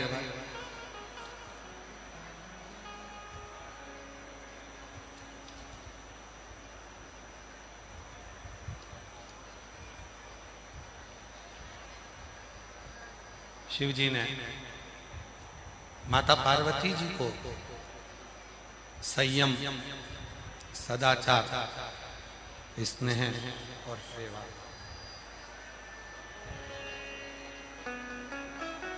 शिव भक्त के भीतर, भगवान शंकर के भक्त के भीतर ये चार गुणों को प्रदान किया, चार गुणों को प्रदान किया। तो कहा संयम, इंद्रियों में अगर करना है तो सबसे पहले अपनी जिह्वा का संयम हो, दूसरा संयम है अपने निगाह का, नेत्रों का, तीसरा संयम है अपनी श्रवण शक्ति का। इन कानों से कुछ मत गलत। पहला सरोता, दूसरा सोता और तीसरा श्रोता, कथा को सुनने वाला। उसके मन में कोई गलत भाव नहीं आता, गलत विचार नहीं आता, गलत सोच नहीं आती, गलत दृष्टि नहीं आती। वो तो केवल एक भगवान के लिए भाव से कथा को श्रवण करने के लिए, सुनने के। कथा श्रवण करने का भाव रखो। कोई गलत विचार, गलत सोच, गलत दृष्टि उसके भीतर नहीं, गलत भाव उसके भीतर नहीं। एक बड़ा सुंदर सा प्रसंग कहा, महाकाल वन में भगवान शिव पार्वती जी के साथ में विराजमान है, जहां पर भक्तों के 4 गुणों का स्मरण शिव जी पार्वती जी को करा। पहला गुण अपन ने श्रवण करा संयम का। दूसरा गुण महाकाल वन में भगवान शंकर माता पार्वती को सदाचार का कहते हैं। अच्छे विचार रखिए, अपना अच्छा भाव रखिए, लोगों के प्रति भाव शुद्ध रखिए, दृष्टि शुद्ध रखिए, अच्छे मन रखिए, अच्छे भाव रखिए। अच्छा भाव, अच्छा विचार रखेंगे, उस दिन भगवान सदाचार के भाव में रहेंगे, शिव तत्व की प्राप्ति अपने आप होना अपने। तीसरे नंबर पर शिव भक्त का जो गुण बताया है वो है स्नेह, सबसे प्रेम।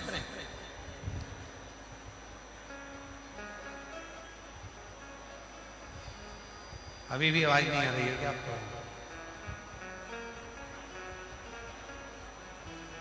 आपके एक आदमी को मैं भेज दीजिए, थोड़ा सा पता कर लेगा जाकर। इतनी दूर भी नहीं है कि जाने में 1.5 घंटा लग जाए। तीसरे नंबर पर है स्नेह, प्रेम। और जब शिव महापुराण की कथा कहती है, भगवान शंकर का चरित्र कहता है, शिव तत्व कहता है,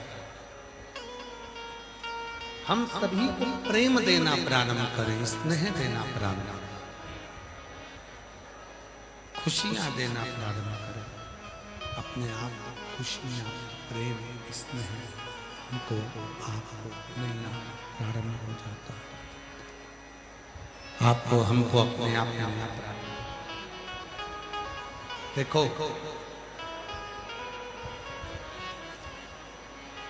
देव ऋषि नारद का एक बड़ा सुंदर चरित्र है शिव पुराण के अंदर।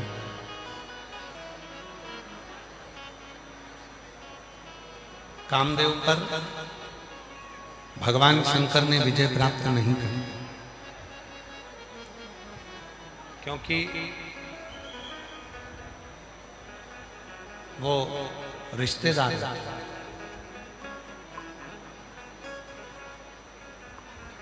कामदेव पर विजय प्राप्त नहीं करी, क्योंकि वो रति के पति,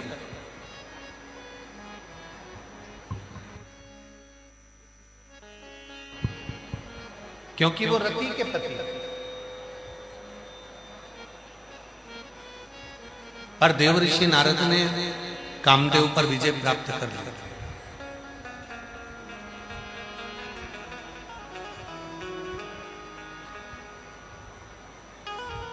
पर देव ऋषि नारद ने ये नहीं जाना कि हम किसका अपमान करने के लिए जा रहे हैं। जिस दिन भगवान आपको कुर्सी दे, जिस दिन भगवान आपको पद दे, जिस दिन भगवान आपको प्रतिष्ठा दे, जिस दिन भगवान आपको सत्ता दे, जिस दिन भगवान आपको वैभव दे, जिस दिन भगवान आपको कोई अच्छी गादी पर, सिंहासन पर, कुर्सी पर, पद पर बिठा दे, उस दिन अपने भीतर ये विचार रखना कि आज से मैं अपने भीतर के अहंकार का त्याग करता हूं, तो आप जिंदगी में सफल हो पाएंगे। और कुर्सी, पद, प्रतिष्ठा मिलने के बाद मान लो आप अपने अहंकार को निकाल कर बाहर नहीं कर पाए, तो आप अपनी जिंदगी में कभी सफल नहीं हो पाए। एक पत्र है बड़ा सुंदर, बड़ा सुंदर पत्र।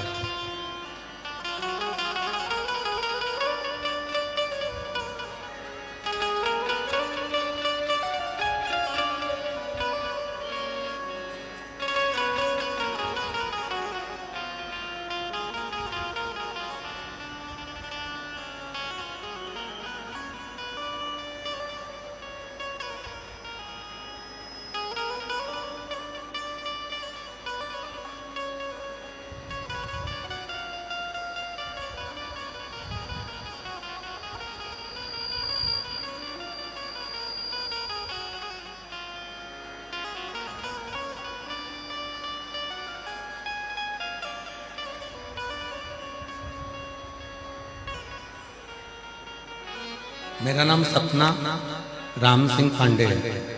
मैं रहने वाली कासार सिरसी गांव की हूँ।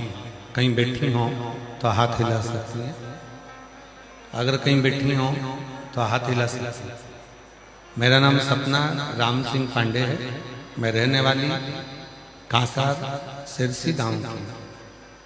मेरा बेटा 7 महीने का था तब उसे अचानक तबीयत खराब हुई और उसके हमें सोलापुर अस्पताल में 2 अलग अलग ऑपरेशन करवाए, पर उसकी तबीयत में कोई सुधार नहीं हुआ। हैदराबाद के डॉक्टरों ने बताया उसकी दोनों किडनियां खराब हो चुकी हैं, किडनी बदल दी गई, तो भी सिर्फ 10 साल की गारंटी डॉक्टर देने लगे। मैं पूरी तरह से टूट गई कि इसकी किडनियां काम नहीं कर रही, करूंगा क्या? तभी आपके बताए हुए उपाय को किसी ने कहा, 1 लोटा जल सारी समस्या का हल होता है। ये जानकर मैंने वो उपाय करना प्रारंभ किया। 1 लोटा जल चढ़ाते ही शिव जी को पशुपतिनाथ का व्रत करती और बाबा के भरोसे मेरे बेटे की जो दोनों किडनियां खराब थी, बाबा के भरोसे उसको शिव जी पे चढ़ा हुआ जल देते। थोड़ा सा जल मैंने पहली बार दिया, पशुपतिनाथ का व्रत किया, मेरे बेटे में थोड़ा सा सुधार दिखाई देने लगा। मैंने पार्थिव शिवलिंग की पूजन की और इन जैसे आप सावन में कहते हो पार्थिव शिवलिंग का पूजन कराते हो, उस पूजन का फल बताते हो, वैसे मैंने भी पार्थिव पूजन किया। और मेरा बेटा आज बाबा की कृपा से, शिव की कृपा से, जिसकी दोनों किडनी खराब थी, मैं उसके बचपन से आज तक उसको शंकर जी पे चढ़ा हुआ जल देती हूँ। और आज बाबा की कृपा से मेरा बेटा 19 साल का हो गया है और उसकी दोनों किडनियां ठीक हो गई हैं। मैं बाबा को यहाँ धन्यवाद देने के लिए, गुरुदेव, मैं आपको कई वर्षों से सुन रही हूँ। पहले आप टीवी पर कभी कभी आते थे, अब आपकी कथा पूरी सुनने को मिलती है। जब आप टीवी पर कम आते थे उसके भी पहले मैं आपको सुनती थी। और आज बाबा की कृपा से मेरा बेटा 19 साल का हो गया, उसकी दोनों किडनी ठीक हो गई। मैं बाबा को प्रणाम करने के लिए आया। एक पत्र और बड़ा सुंदर।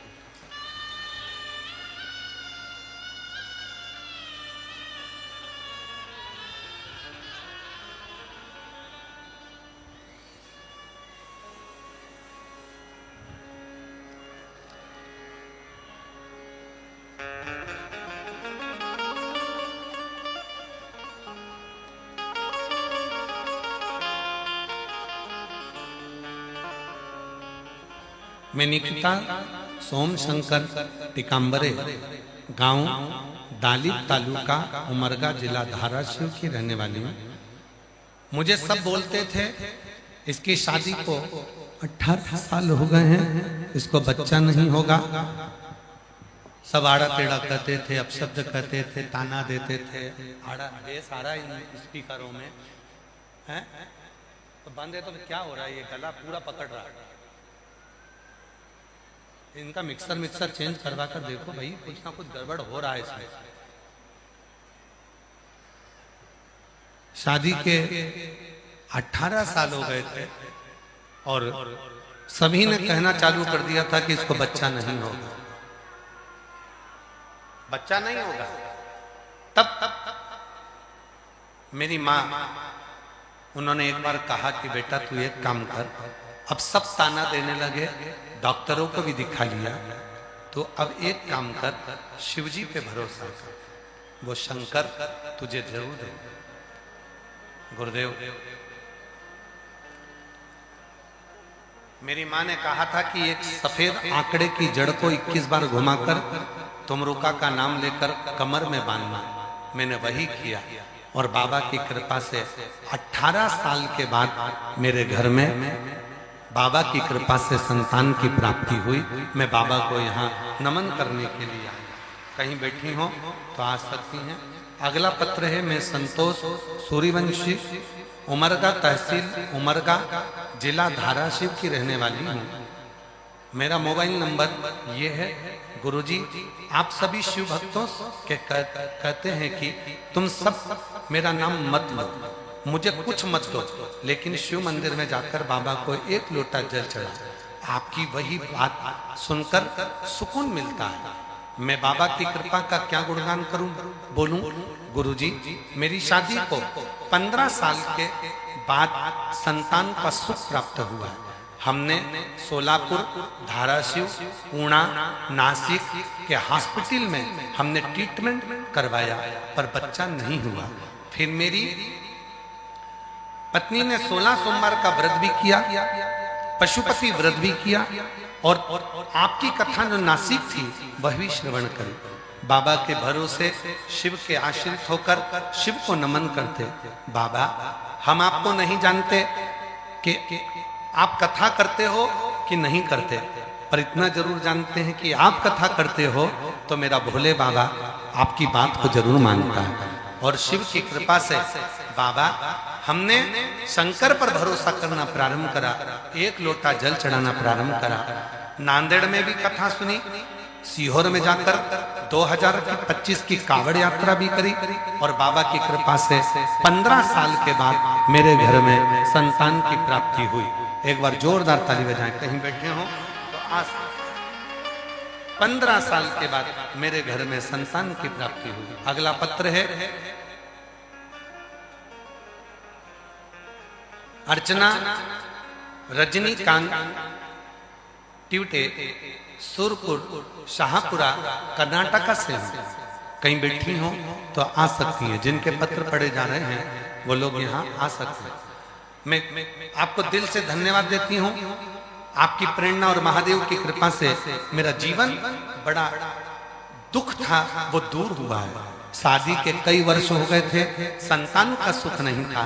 तब मेरी सासू माँ ने आपका प्रदोष वाला व्रत करने का बोला और प्रदोष का उपाय करने को बोला। बाबा की कृपा से आज मेरे यहाँ कई सालों के बाद संतान का सुख प्राप्त हुआ। आज मैं बाबा को धन्यवाद देने के लिए यहाँ पहुंची, शिव की कृपा से यहाँ पहुंची। और जो जैसी भावना वो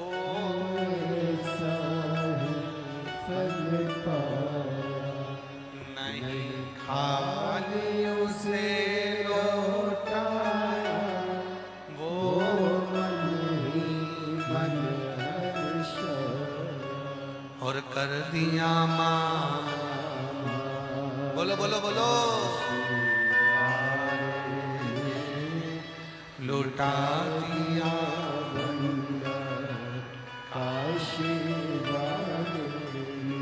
ओ लौटा दिया काशी कर दिया काशी। जिस भाव से, जिस विचार से, जिस सोच से, जिस भाव से आप कथा को श्रवण करने के लिए बैठते हो, मेरा देव हरिदेव महादेव, मेरा शंकर, मेरा ओघड़दानी, मेरा त्र्यंबकनाथ, मेरा भीमा शंकर, मेरा मल्लिकार्जुन, मेरा शिव कृपा करता, करुणा करता। तो शिव कथा कर रही है।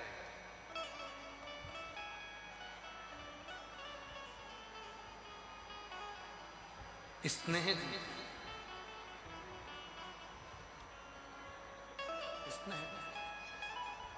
शिव महापुराण की प्रेम जी। और चौथे नंबर पर भगवान शंकर के परम भक्त का कोई अगर गुण है, चौथे नंबर पर भगवान शंकर के परम भक्त का यदि कोई गुण है तो वो गुण है सेवा। सेवा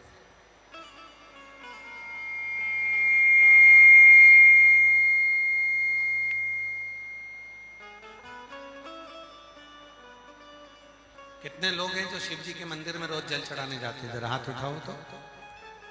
जाते हो? रखो। प्रणाम, आपके चरणों को नमन, दंडवत आपका।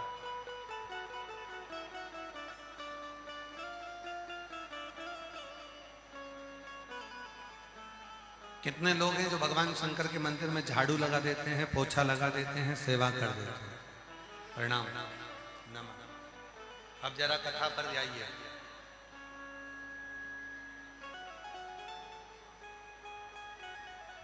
शिव महापुराण क्या कर रही है?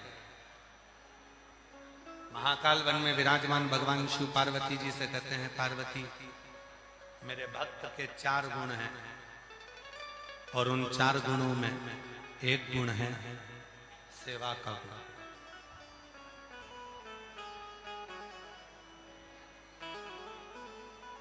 चार गुणों में एक गुण है सेवा का गुण।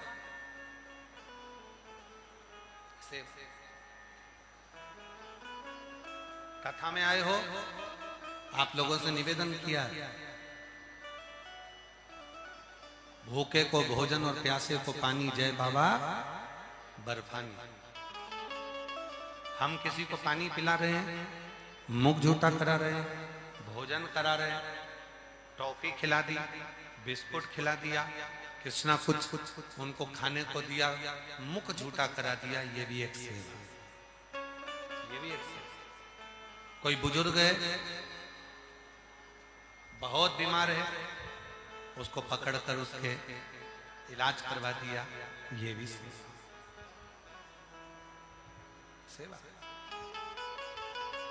किसी को शिक्षा की जरूरत है और उसका शिक्षा अध्ययन करवा दिया, उसकी शिक्षा के अध्ययन कराया, ये भी सेवा।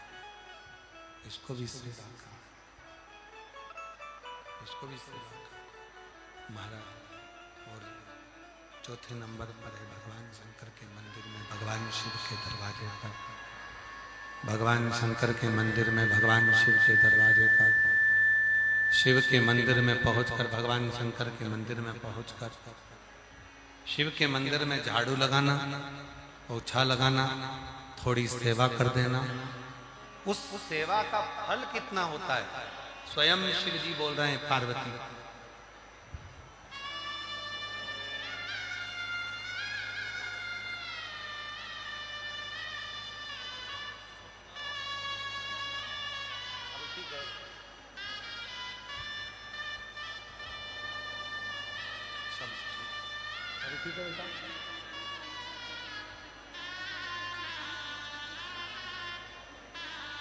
बेटे की दोनों किडनियां खराब हो गई थी। हैदराबाद में दोनों किडनियों के लिए बोल दिया गया था, ये किडनियां बदलवा लो। पर इस मां का विश्वास देखिए,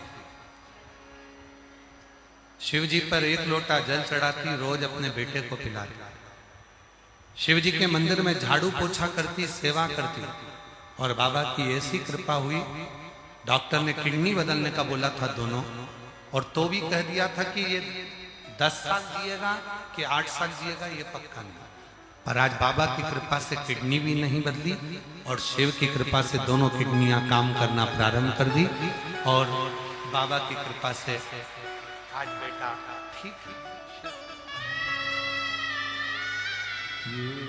जैसी भावना हो वैसा ही फल पाया, नहीं खाने से लौटाया, वो मने मने हर्षाया, कर दिया माला माल का शिवाले, लौटा दिया वंदा का शिवाले। शिव के प्रति समर्पण सेवा का। और जितनी हम सेवा कर रहे हैं, जितना भाव से हम सेवा करेंगे, जितने भाव से हम सेवा में लगेंगे, जितने भाव से हम सेवा की तल्लीनता करेंगे, सेवा के भाव में लगेंगे, देवाधिदेव महादेव ने माता पार्वती जी से कहा, पार्वती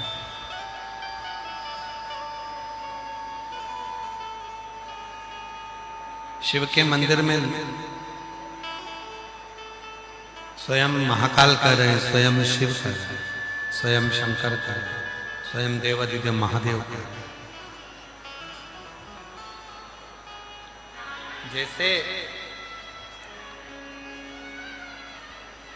संगम का जल लेकर कोई रामेश्वरम को चढ़ाता है, जैसे गंगा का जल लेकर कोई नीलकंठ को जाता है, जैसे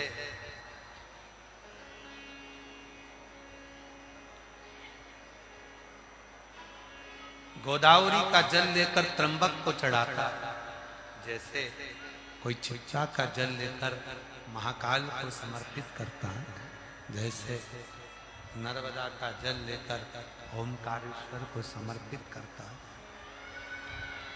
हे पार्वती, उसी तरह हे जगत जननी जगदम्बा पार्वती, उसी तरह जब कोई मनुष्य अपने घर से जल लेकर मेरे मंदिर तक, मेरे शिवालय तक आता है,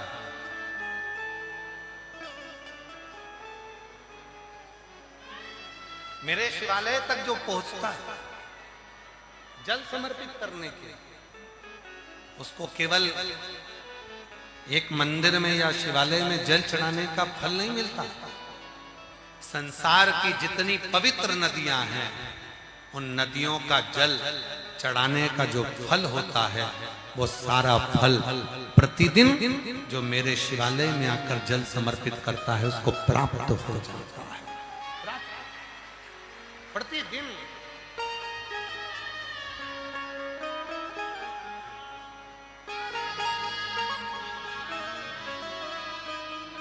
मेरा तू ही तो हमदर्द है, जिसे हर दर्द कहता हूँ।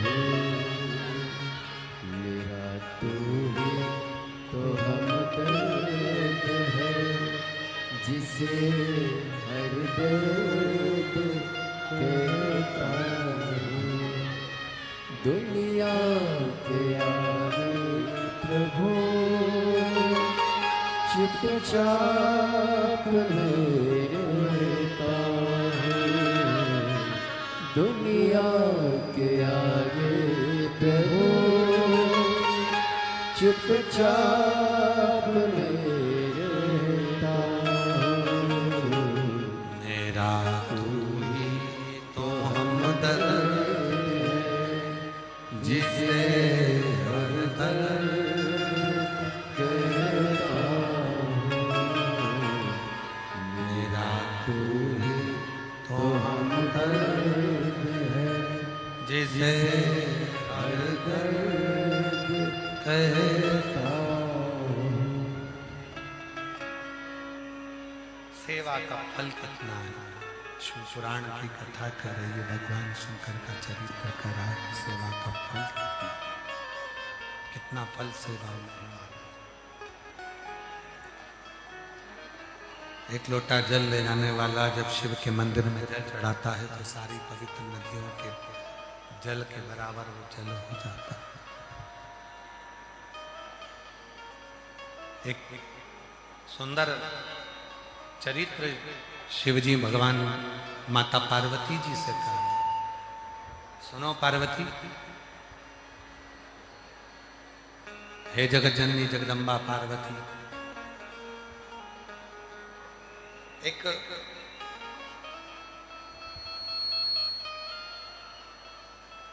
मोक्षा नाम की एक कन्या थी।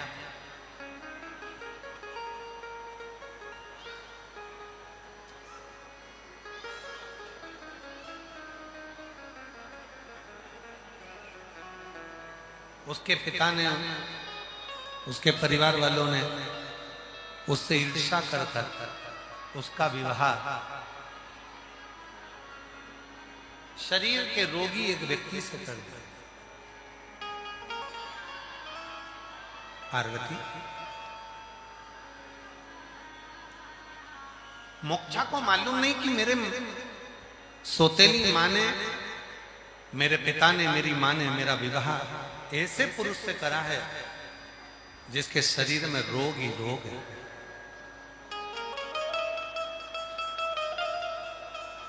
विवाह हो गया, मोक्षा का पति के साथ मोक्षा रहने लगी। पर पति तो बीमारी में इतना ग्रसित था कि उससे वो निकल ही नहीं पा रहा था। एक दिन मोक्षा, पार्वती एक दिन मोक्षा भ्रमण करते करते, जब पृथ्वी पर चलते चलते चलते चलते भ्रमण करते करते अपने पति के लिए औषधि लेने के लिए गई थी और वन में घूमते घूमते उसको तुमरुका जी का दर्शन हो गया।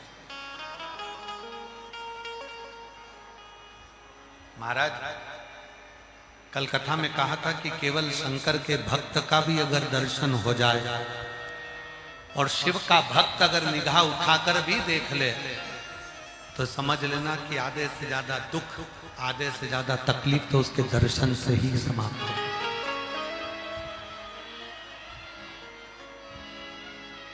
मोक्षा औषधि लेने के लिए वन में गई थी। तुमरुका जी का दर्शन, तुमरुका जी और तुमरुका जी को देखकर मोक्षा की आंख में जल भर गया। तुमरुका जी ने पूछा, मोक्षा तू रोती क्यों है? मोक्षा ने कहा कि मेरे मां ने मेरा विवाह एक ऐसे पुरुष से कर दिया जिसके शरीर में रोग ही रोग, जिसका शरीर ठीक नहीं है, उसके शरीर में रोग ही रोग।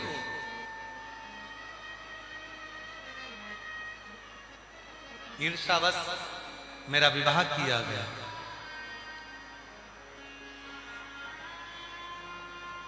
मेरे भाग्य में क्या यही लिखा था?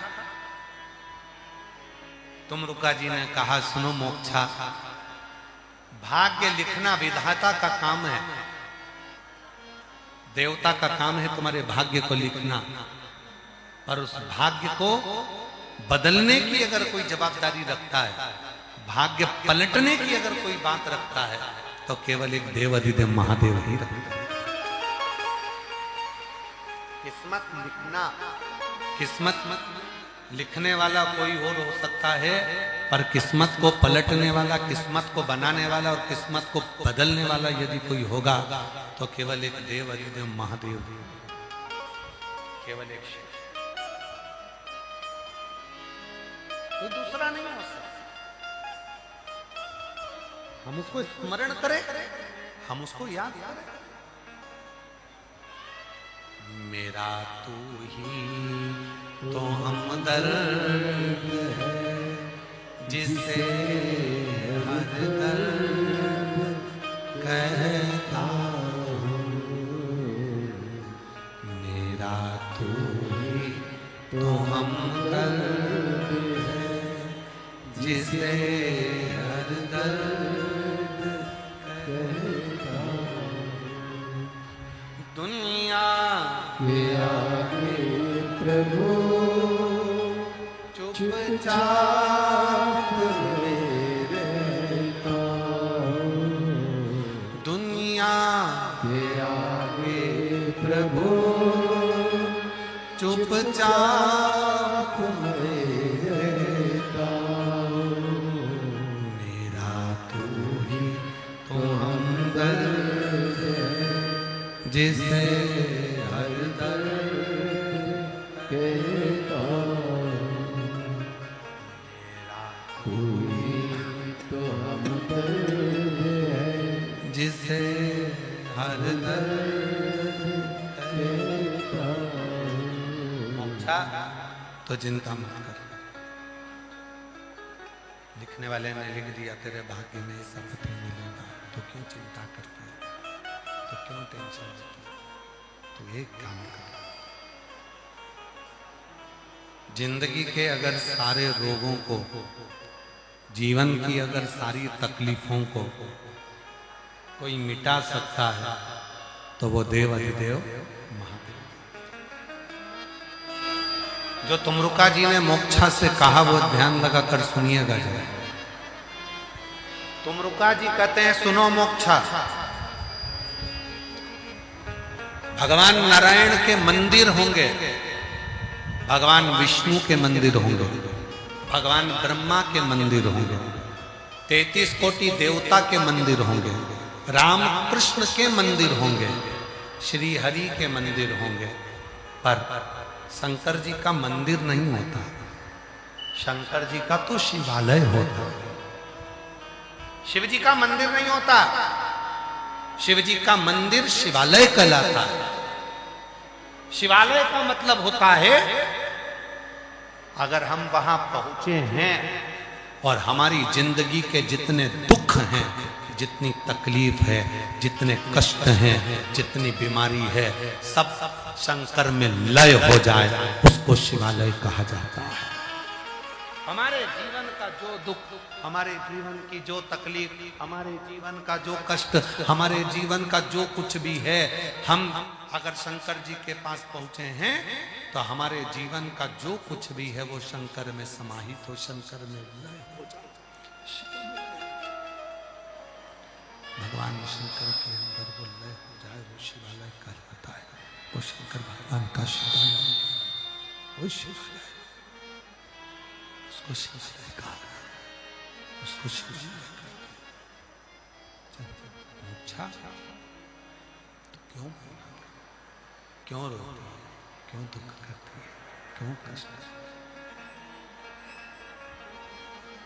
एक काम शंकर के मंदिर में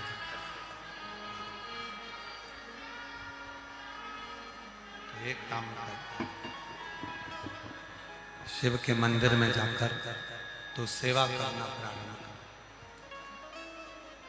झाड़ू लगा, पोछा लगा, सेवा कर, तेरे जो दुख होंगे। कई लोग हंसते हैं, कोई कथाकार नहीं कहता कि मंदिर में झाड़ू लगा, कोई कथा वाचने वाला नहीं बोलता कि मंदिर में पोछा लगा। केवल एक सीवर वाला बाबा ही ऐसा है जो कहता है कि मंदिर में शंकर के झाड़ू लगाओ, शंकर के मंदिर में पोछा लगाओ, शंकर के मंदिर में सेवा करो। क्यों कहता है? क्योंकि अगर जिसने अवंतिका नाथ की कथा को सुना है, जिसने महाकाल वन की कथा को सुना है, जिसने अवंतिका नरेश की कथा को सुना है, जिसने मेरे महाकाल की कथा को सुना है, वो जानता है कि शंकर का मंदिर नहीं होता, शंकर के मंदिर को शिवालय कहते हैं।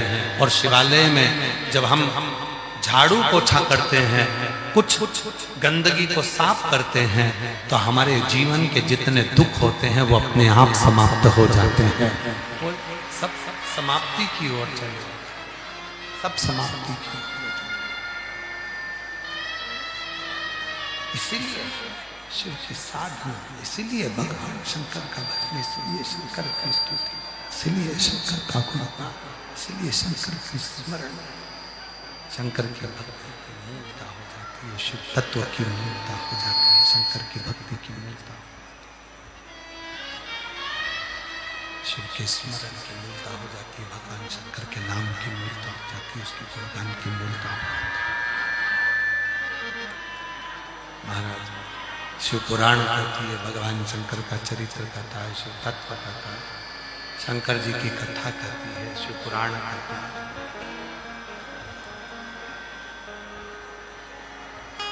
मोक्षा ने शिव के मंदिर में, शिवालय में झाड़ू पोछा करना प्रारंभ करा और उसके पति के जितने शरीर में रोग थे वो धीरे धीरे धीरे धीरे सब समाप्त होते चले, सारे रोग समाप्ति पर चले, समाप्त।